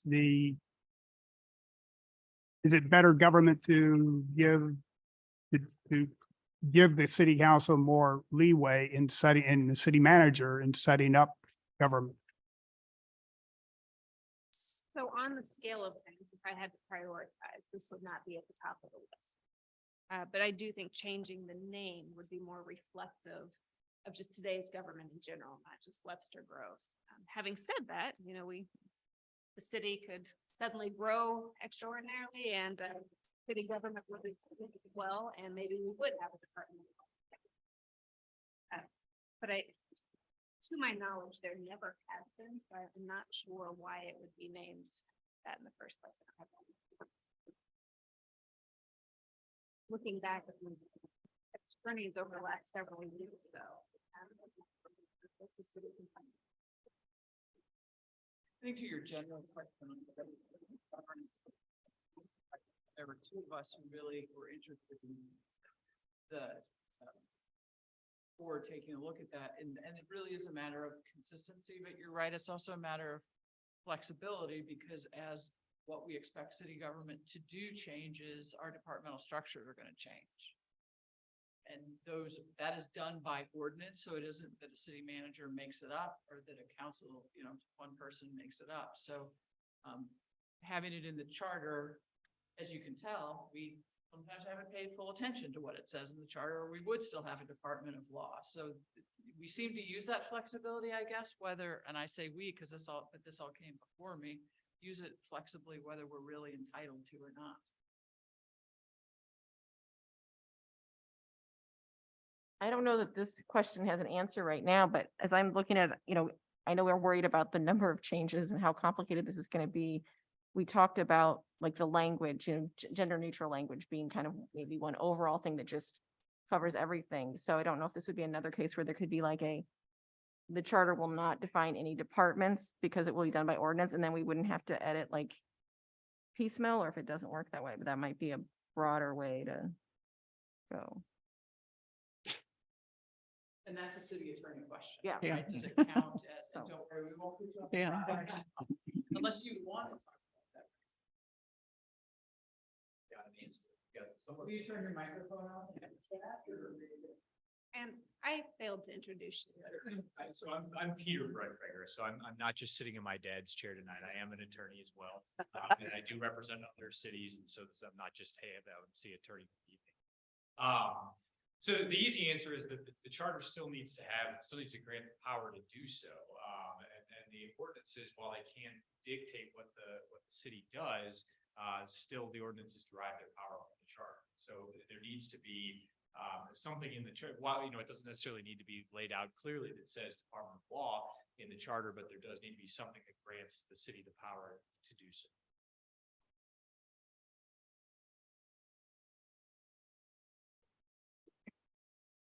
But what if,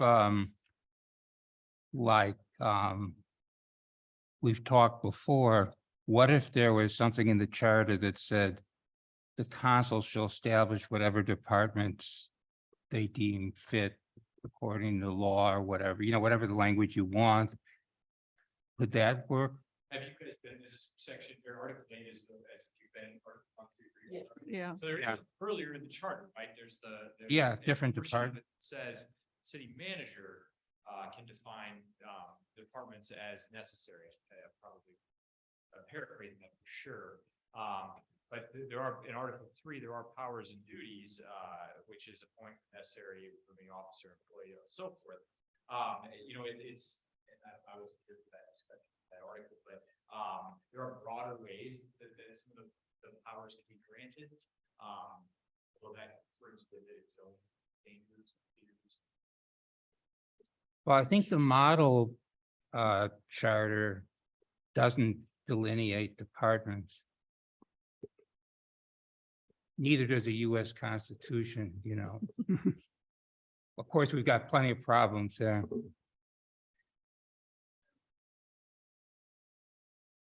Madam Chair. Yeah. One of the things that really stands out to me in a positive way about the language is that first sentence, the city attorney shall represent the city.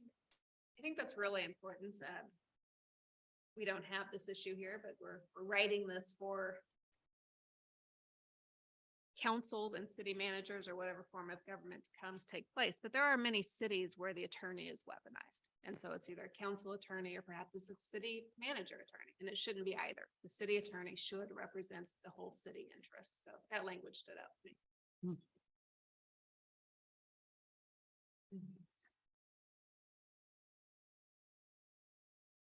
I have a question about the representation. There has been a lot of news in the not so distant past about city judges and city attorneys serving multiple cities and multiple positions and scratching each other's back. And do we have controls for those kinds of things? How do you all? That's an interesting question because most of the cities are operating off of smaller budgets. The attorneys are not full-time. We Right. contract, and so many of us do share attorneys back and forth. So there's not necessarily controls in that, but the city attorney, not necessarily a contract, but it's an agreement. It's month to month for the most part. So if there were problems, then another attorney could be selected fairly quickly in short order. Is that true for our judge as well? Let the mayor answer for the judge. So, and just because the council has 3 employees, the clerk, myself, and then the council selects the judge. Right, so the council appoints the judge, but we can also remove the judge if given grounds to do so. And have, to my knowledge, never have in the past. I am not sure from the top of my head that our current judge serves as a municipal judge in multiple jurisdictions. I'd have to check. If it is, let's just say he's never come up in the news reports about the number of people who are moving around in the metropolitan area.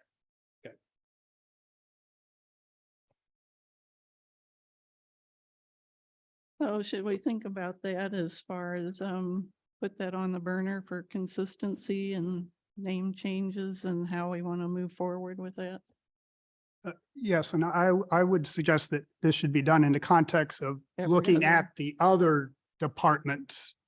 And if we are going to do it for one, we should try to do it for all. And then that also means making sure there are no ramifications of making these changes because the legal language of department is interspersed in other parts of the charter, and we'll have to look for that. Right. So that may be a good subcommittee. Shall we move on to Article 9, the municipal court? The only thing that stood out to me there was that the judge is still required to be a resident of the city. I know a couple years ago, we had a charter amendment to allow the city attorney to live elsewhere. Is this an issue? Has it been an issue? Should that be equal to the city attorney as far as where they can live?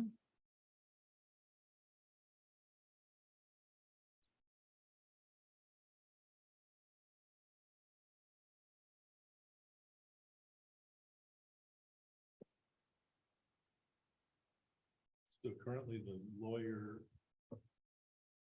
the attorneys don't have to live in the city. Right. Okay, but the judge does. Well, the attorney used to have to live in the city. That was changed, you know, after a fair amount of controversy. I don't know what it is about the judge's job that would require they have to be a resident. I agree with Jeannie. Isn't Yeah. it mostly traffic tickets and stuff like that? It is. So just as a point of information, when the city council, and this is a differently comprised city council than the one that sits currently, but some of us overlapped, when the council set to the voters the change of residency for the city attorney, there was discussion about whether or not the judge should be considered as well, and the council chose not to send that at that time. Doesn't mean you can't recommend it, but that's at least happened within the last 4 or 5 years. Is there a rationale for the judge having less experience than the city attorney? City attorney has to have 5 years of experience. The judge only has to have 3.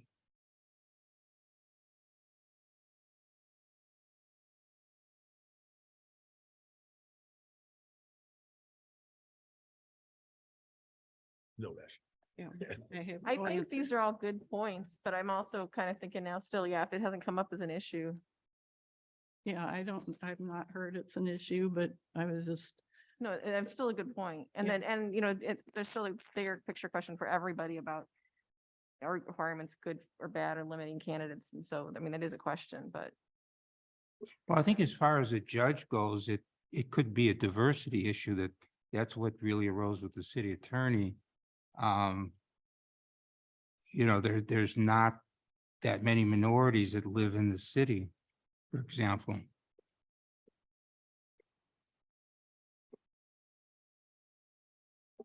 well, is this something we want to think about? Or leave as is?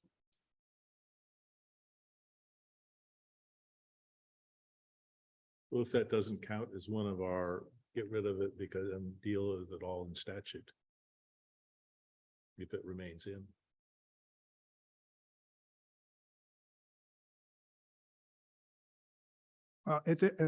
Madam Chair, I guess, I don't know what problem we're solving for. So it's not been brought up by the staff or council members and, unless the public or somebody raises it, I think we take a pass. Sorry, are we talking specifically about the years requirement or the residency requirement? Well, I was just talking about Article 9 overall. No, The residency. whole thing, yeah. it just falls under the general concern about qualifications. I mean, there is an overall one, but not specifically for nuts.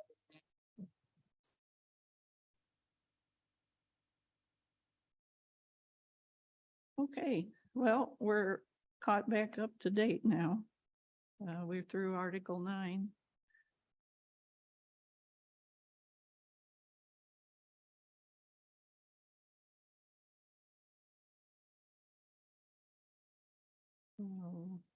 See, consider agenda items for the next meeting.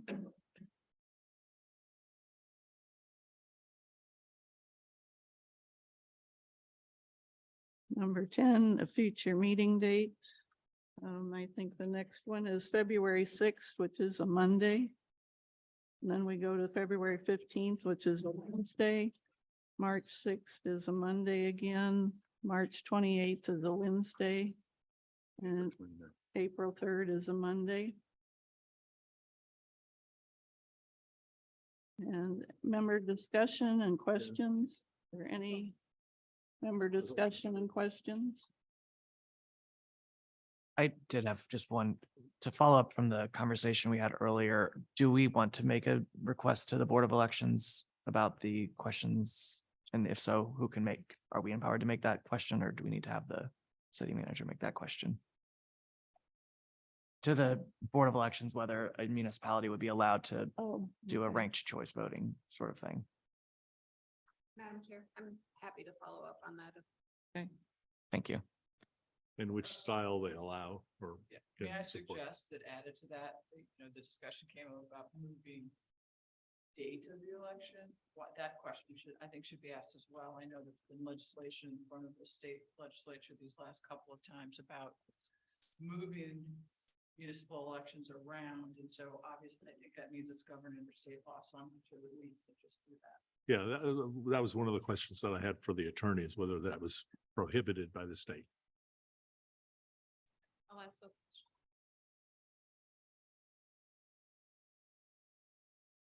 Anything else? Do I have a motion to adjourn? We want to have comments and questions? Oh, I just said that, Oh. and that was Kyle. Oh, okay. Anything else?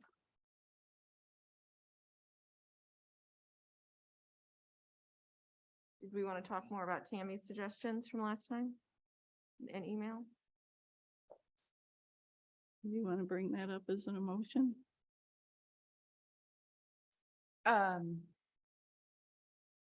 I think that having multiple meetings in a month, especially even looking at this, what's on here, March 29th and April 3rd are back-to-back weeks.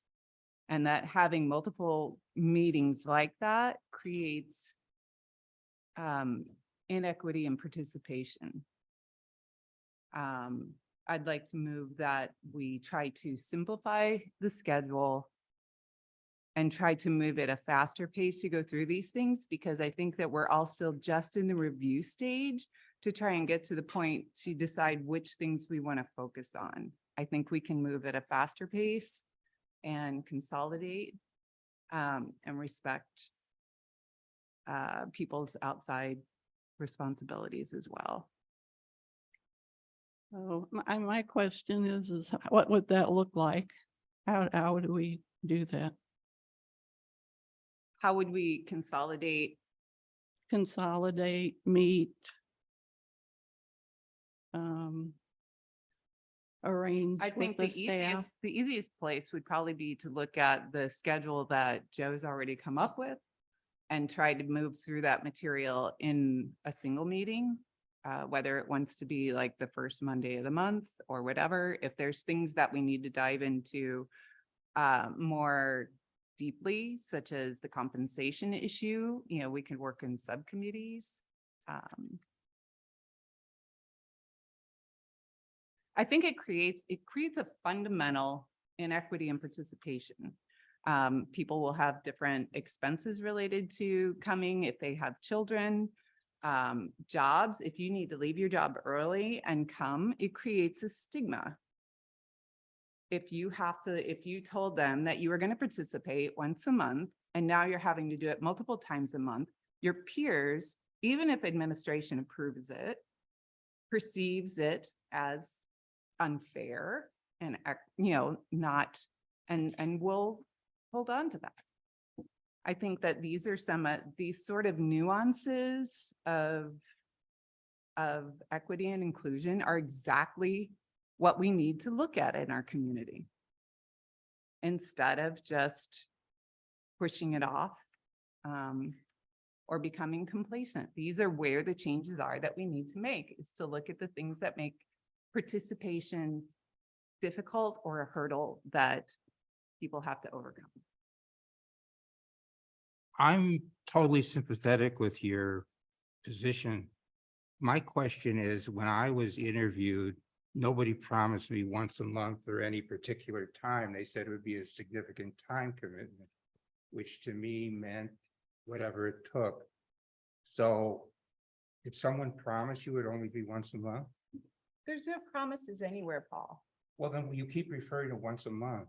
That's what we just all agreed to. We did? No. No. Yeah, I was asked at my interview if we could do once a month. It's not even about me. 3 people at the last meeting said they had conflicts and it was not addressed. But they also People said they sat- could make them, people they also sat said quiet. they also said they could make. the meeting. Because people sat quietly and waited for everyone to acquiesce. When you sit quietly and wait for people and, to try and come up with some sort of argument or reason, I'm not arguing for myself here. I own my own business and I make my own schedule. I'm arguing for my community and for our people, for us to set the tone of caring and showing what change looks like. So yeah, it's hard. It takes a little extra work. We'll have to do homework to come in so that we can get through these articles and maybe not adjourn at 6:45, but go ahead and do a few more so that we only have 1 meeting. Well, I'm confused, I guess, because last comments that I thought I heard was that 2 hours was it. That's enough. But we still have extra time. It's not 7. Mm. We were just about to adjourn. But we're caught up to the schedule. It's either we as a community and as a board want to do these things and care or not. It's as simple as that. I still don't understand what you're proposing. Do you propose that we That there's have a one 4-hour primary meeting, meeting? that there's one primary meeting a month. And that people, the most amount of people can show up to that and be represented. And that if we need to have subcommittee meetings or whatever, that those are done within that month. But that we try to keep the commitment clean and simple.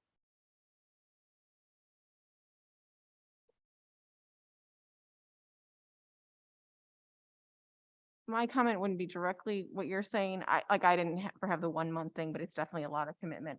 My frustration from the start, and I've worked with it, but when you're talking about work hours, is the initial schedule was set with no times that worked for me. And then I missed the first several meetings, so I never got to get in on the set. So we get in this pattern, which I'm going with, but yeah, I never would have chosen the times. And I get it. It's what works for most people. So I'm going with it, but I do agree. I think that the way things get set has not been very supportive of trying to have a diverse group.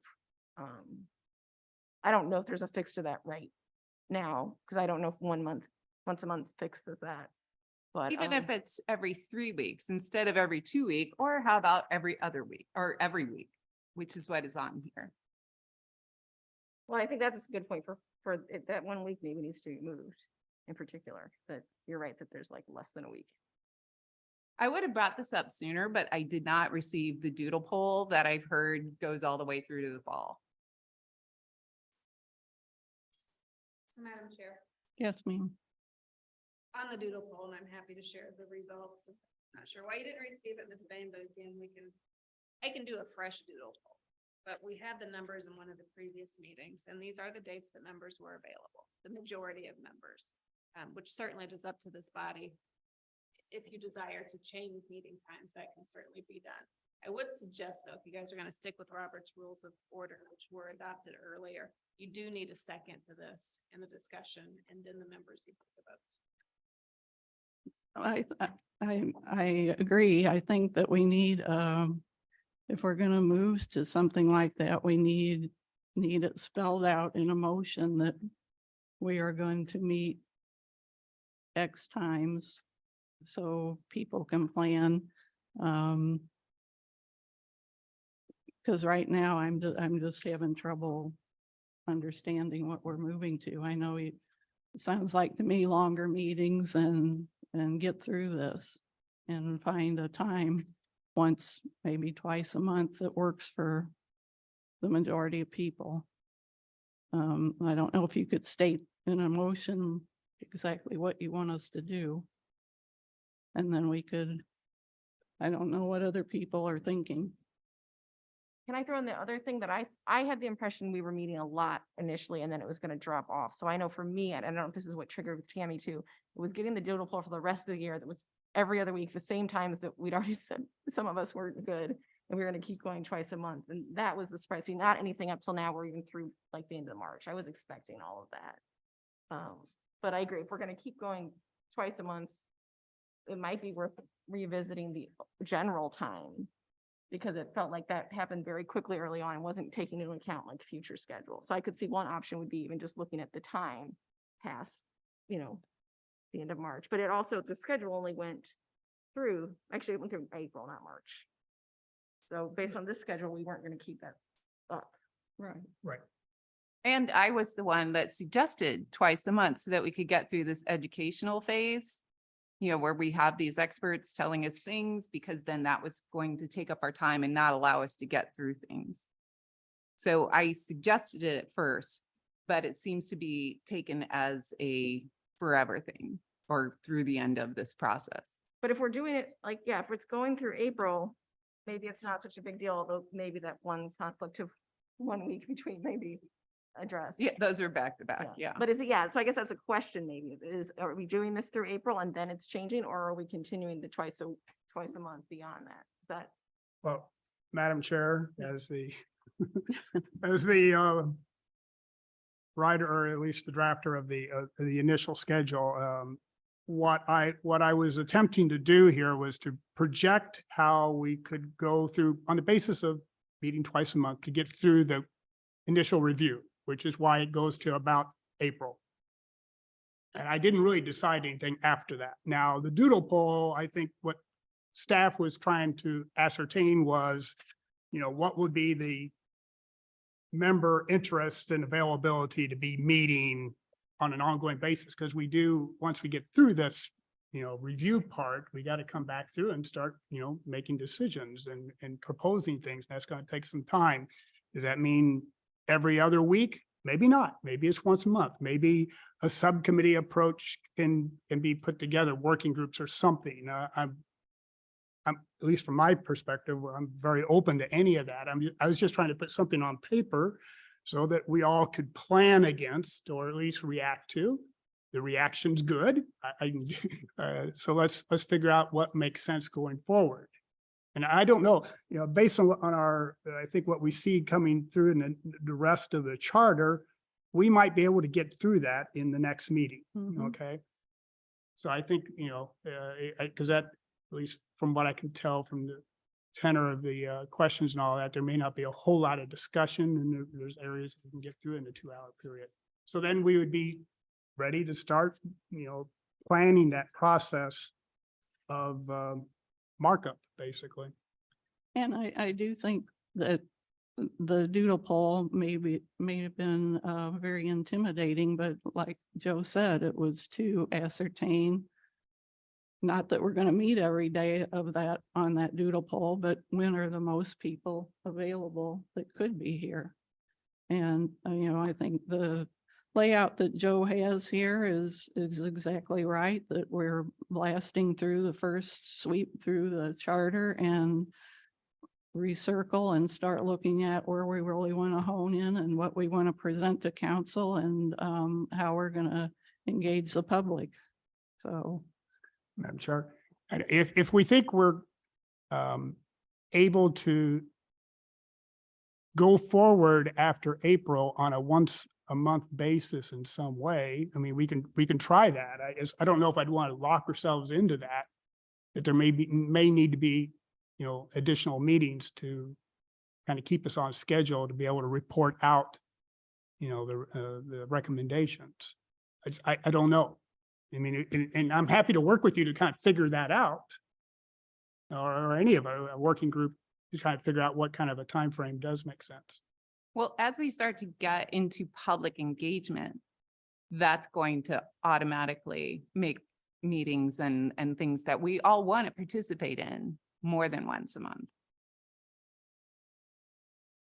Yeah, So yeah. I don't know if in the schedule making, is there a point where we wanted to start looking at that?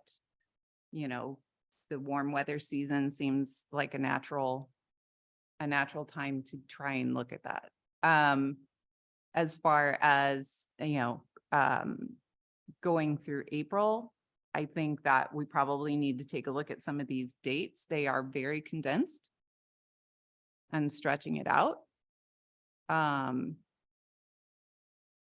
think it's silly if we're already here and we've like gone through articles to just stop because that's what's on the schedule. I think if we continue and keep it going, then we'll be making progress at a healthy pace.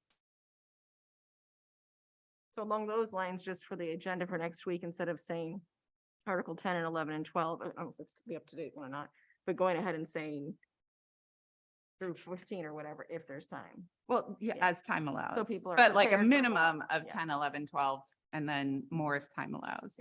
But we did that before. I mean, a couple meetings prior to this, 4 or 5, we blasted through a whole lot, flew way ahead of schedule. But we had other things to talk about tonight. So, we were up to date. There were other things we wanted to talk about, the future meetings, and member discussion that I wanted to leave time for, so. I don't know what you want to do. If you want to make a motion, if we want to be loose knit about this, I am retired. I am flexible. So I don't know. I think that we probably should have a consensus of this board of what you want to do. Are you happy with this now, or you want to make changes? I think one question in my mind is the public engagement events. So were we gonna get more information on how best to do that? Was that gonna be one of our education topics? That might have been a meeting that you were not. Sure. Oh, I missed that one. I'm Okay. sorry. So we Yeah, did yeah. have a I did listen. presentation, Madam Chair, on public engagement. But at that time, it was left as this member group moves forward, you all will decide how you want to do public engagement. Staff will certainly be here to assist. We'll do the arrangements, provide tips. When you get to the public engagement time, if you all would like another presentation from Jenny, we can do that and she can share those public engagement strategies. It's certainly not something that we expect you all to do on your own. I meant more, I guess, should we be thinking about multiple things at once? And this is a question, not an instruction, but if potentially we wanted to start that in May, we should maybe be talking about that at Yes. our next meeting? Yes. Because that's not in the schedule, is it? Well, no, but part of member discussion tonight is what, one thing I wanted to bring up is that we do need to start thinking about that. Do we want to think of a townhouse? Do we want to have an open house, have stations where each thing that we're looking at, where people can walk by and make comment, ask questions? Do we want to send surveys? So there are a lot of things that we can be thinking about how we want to engage the public, and Jenny can help us with that. But so that's another reason I wanted to stop a little early. But should that maybe be a topic for next time then, that we go into that more? We could add that to the agenda if everybody likes, and that could be a good topic for a subcommittee. One of the things that might facilitate the speed is if we could all look at the edited, commented document online and make suggestions. Because we've currently got 50 comments in the document, the places we wanted to go back and look, and we've got more sections to go. So it would be nice, and we could use the city's Office 365 system to make a document public and editable by us and viewable by anybody else. So that we could move into the 21st century rather than doing a process the way Webster was created, 1800s. So.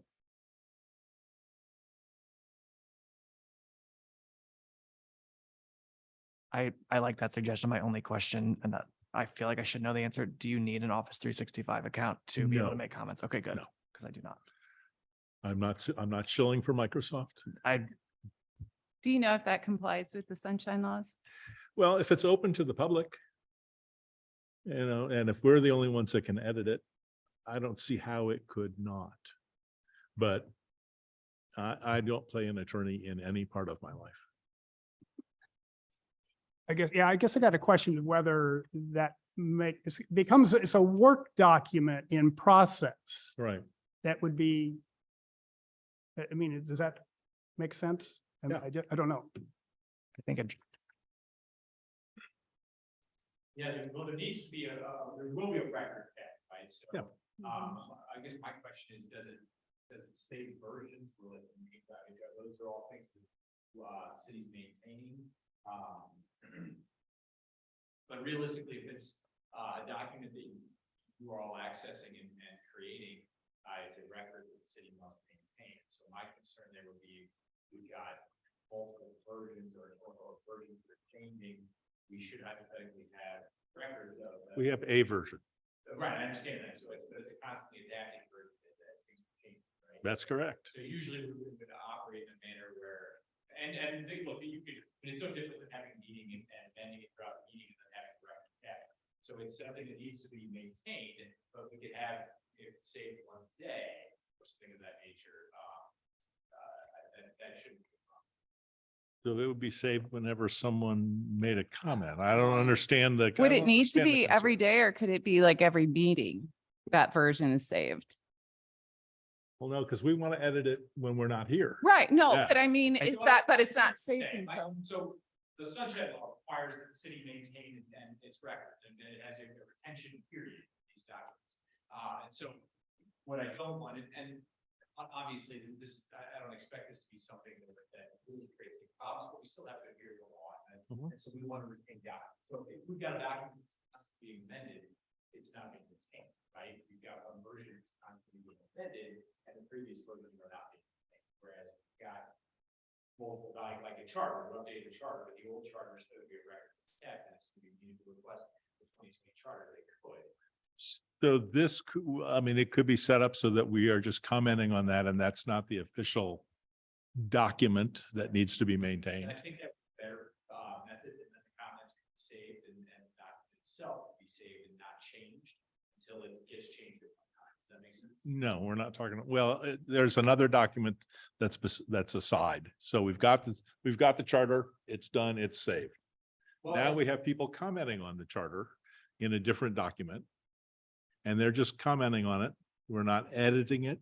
So Well, help me out here, maybe you answer this question. Hmm. Does it track? Yeah. So you need to- if you want it, yes, you turn track changing on. Well, and I understand what track changes like, but I mean, could you undo things, go back to the earlier version? I mean, until you saved it and said, we're going to keep these changes.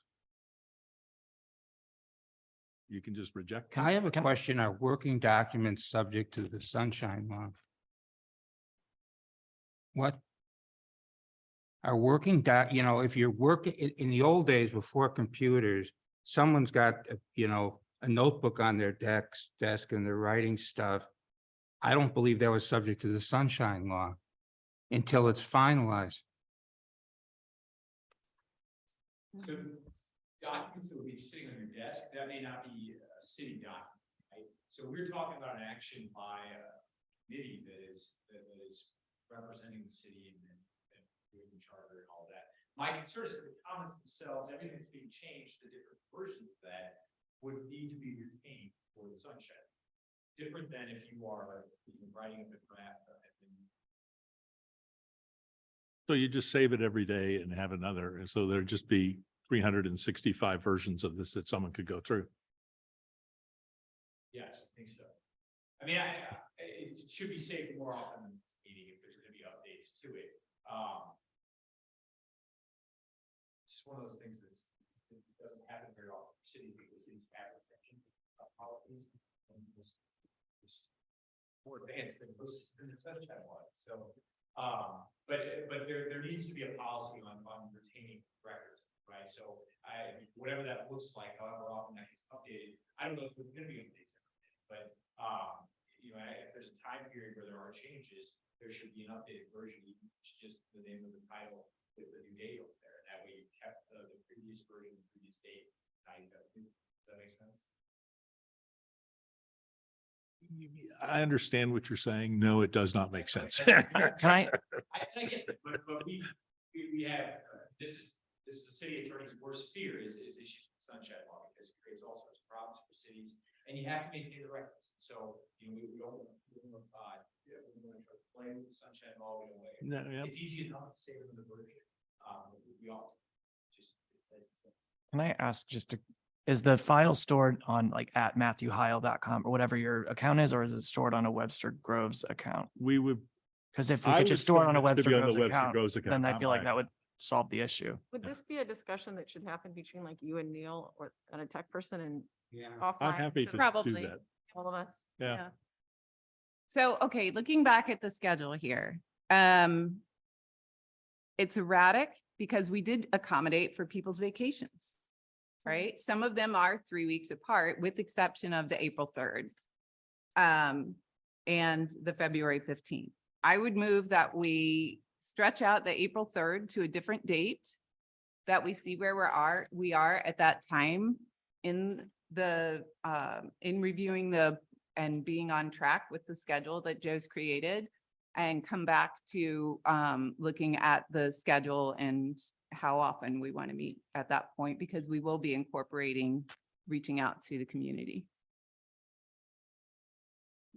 Is point of clarification. So all of the meetings have been set with the majority members. We haven't changed any dates for one or two persons or for vacation. I'm not sure what you're referring to. When we were talking about March and adding another date, John mentioned that he was going to be out of town, that it's spring break for a lot of schools and things like that. So we did switch it. Instead of being 2 weeks apart, we made it to 3 because we agreed that there was probably spring breaks. But I think you're both saying the same thing. You said we moved it, you said we moved it. You're just using different words. You said majority, you said vacation, but it's the same thing, right? We moved it because it didn't work. Yes, the point I'm making is that all of these have the majority dates, which is a conversation for this membership, just in terms of, and you've already had the conversation, how many members need to be present for each of the meetings? And obviously there's quorum that was set within the bylaws, but it sounds like we're wanting to go above quorum and have meeting dates where everybody can be present. Well, yeah, and that's not always possible. But I guess the other thing is, should be separate from that concern, should we move April 3rd so that we don't have 2 meetings within less than 7 days? Right, That's really what it is just moving the April 3rd. And it was put there because the 10th was the Easter. And then evaluating where we're at in the process to see if we can stretch out these meetings longer. Madam Chair, Yes, ma'am. my apologies. I don't mean to be an obstructionist. Extending the meetings is going to depend on per date because this council chambers is reserved for ARB and some other things starting at 7 p.m. on some of those evenings. Court as well. So I just want to share that there's still going to be. There was no suggestion of them being extended time-wise, stretching out the time in between meetings. So what is the motion to move the April 3rd meeting? To move the April 3rd meeting another week. So is that a Monday? So then it would be April 10th That's Easter Monday. So why don't we just cancel that meeting?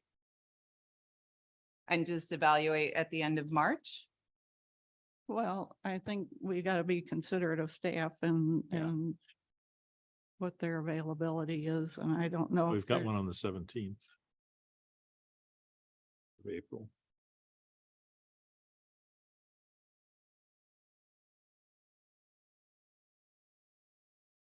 At least I have it on We my do. calendar. Well, I have it on my calendar, so it's not here in the sheet, so Oh, yeah. it just may be me. I'll be here. Yeah, I didn't have that. I don't know if we have to decide this now or not, but I agree. I think whether we cancel the 3rd or move it, I don't know that April 10th was ever an issue being Easter Monday. Maybe it is for people. That's a different subject, but it was just the 1st and 3rd we were doing. So the 2nd could be an option or skipping to the 17th. Either way could possibly work for people. I know for me personally, I vote 10th, but that's a different subject. So, Well, 10th is Easter. but it's a No. Monday, so it's not. Easter is the 9th. Okay. But anyway, I don't know if we want to decide this tonight then, or just say that we're still have to decide it. Either way. I think the less we can keep coming back to things, the better. If we can just move that April 3rd or cancel it, then we can either reevaluate in once we get closer in March and see how our momentum is going. So Do we want to set a date where we're going to evaluate where we've come in the process and our momentum and take a look at putting a longer time period between these primary meetings here at City Hall? Because we will be adding others. for now, should we just move to cancel the 3rd meeting? And that's the point where we're looking at the schedule beyond that, how often? The schedule starting in April, but do we want to, at what point do we want to take a look at what April, when does that, From you said we May? have an April 17th? No, That's just on my calendar. Oh, okay. I think that's just the default continuing on at the same pattern. I think. I don't know if we have that date. The meetings, just to help the conversation, the meetings that the members agreed upon last time this was discussed are on the agenda. We did not go past April 3rd Okay. because this membership group wasn't ready to, but up to April 3rd, those were the dates agreed. Right. So talking about it again at the end of March would be an appropriate time.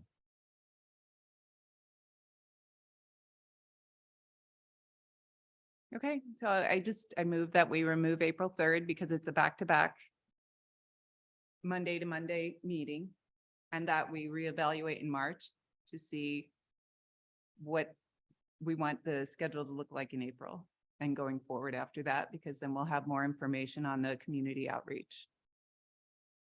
Is there a second? I second that. All in favor? Aye. Sorry, Oh, I need those. We don't, can I just actually just, let's do nays and I'll do it that way. Any abstentions? One nay. No, no, no. Oh. I'm sorry. No. Was a nay? No, it's not a nay. That is, okay, so everyone's yay. Thank Okay, you. Sorry. Normally don't vote, so that's new for us. Okay, Motion carries. We have a motion for motion to adjournment. adjourn? Or is there any other? Pardon me? So I wondered whether we should move these things earlier in the meeting so that we're all aren't, although this has been, I think this has been very nicely done and handled. So from my perspective, we could ask Tammy, but it seems to me that these are important things and maybe we should move them up in the meeting agenda rather than having it at the end when everybody's ready to take off.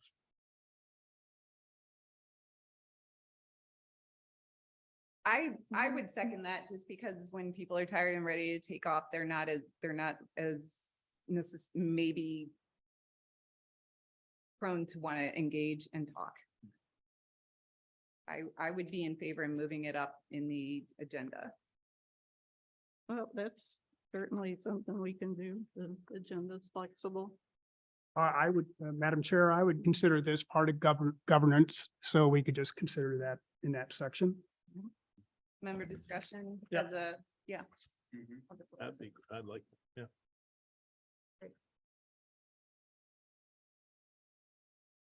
And no, I won't. I was going to suggest maybe we put time limits on things just to keep things moving along. So Sure. That's. No, fine. that's perfectly. that might, Yep. No more than 4 hours of discussion for any item.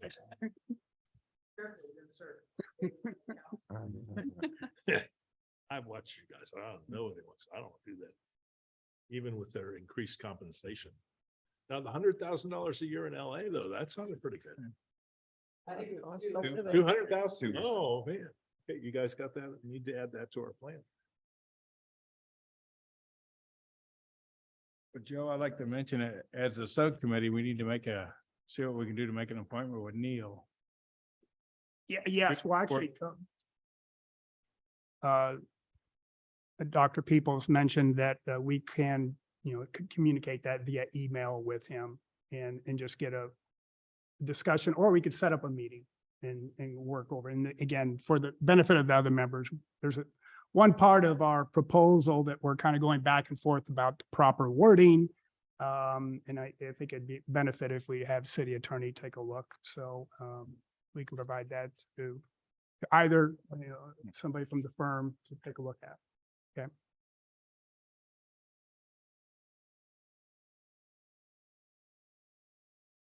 I make a motion to adjourn. Second. There a second? I'll second. All in favor? aye. All right. Opposed? We're adjourned. Thank you very much.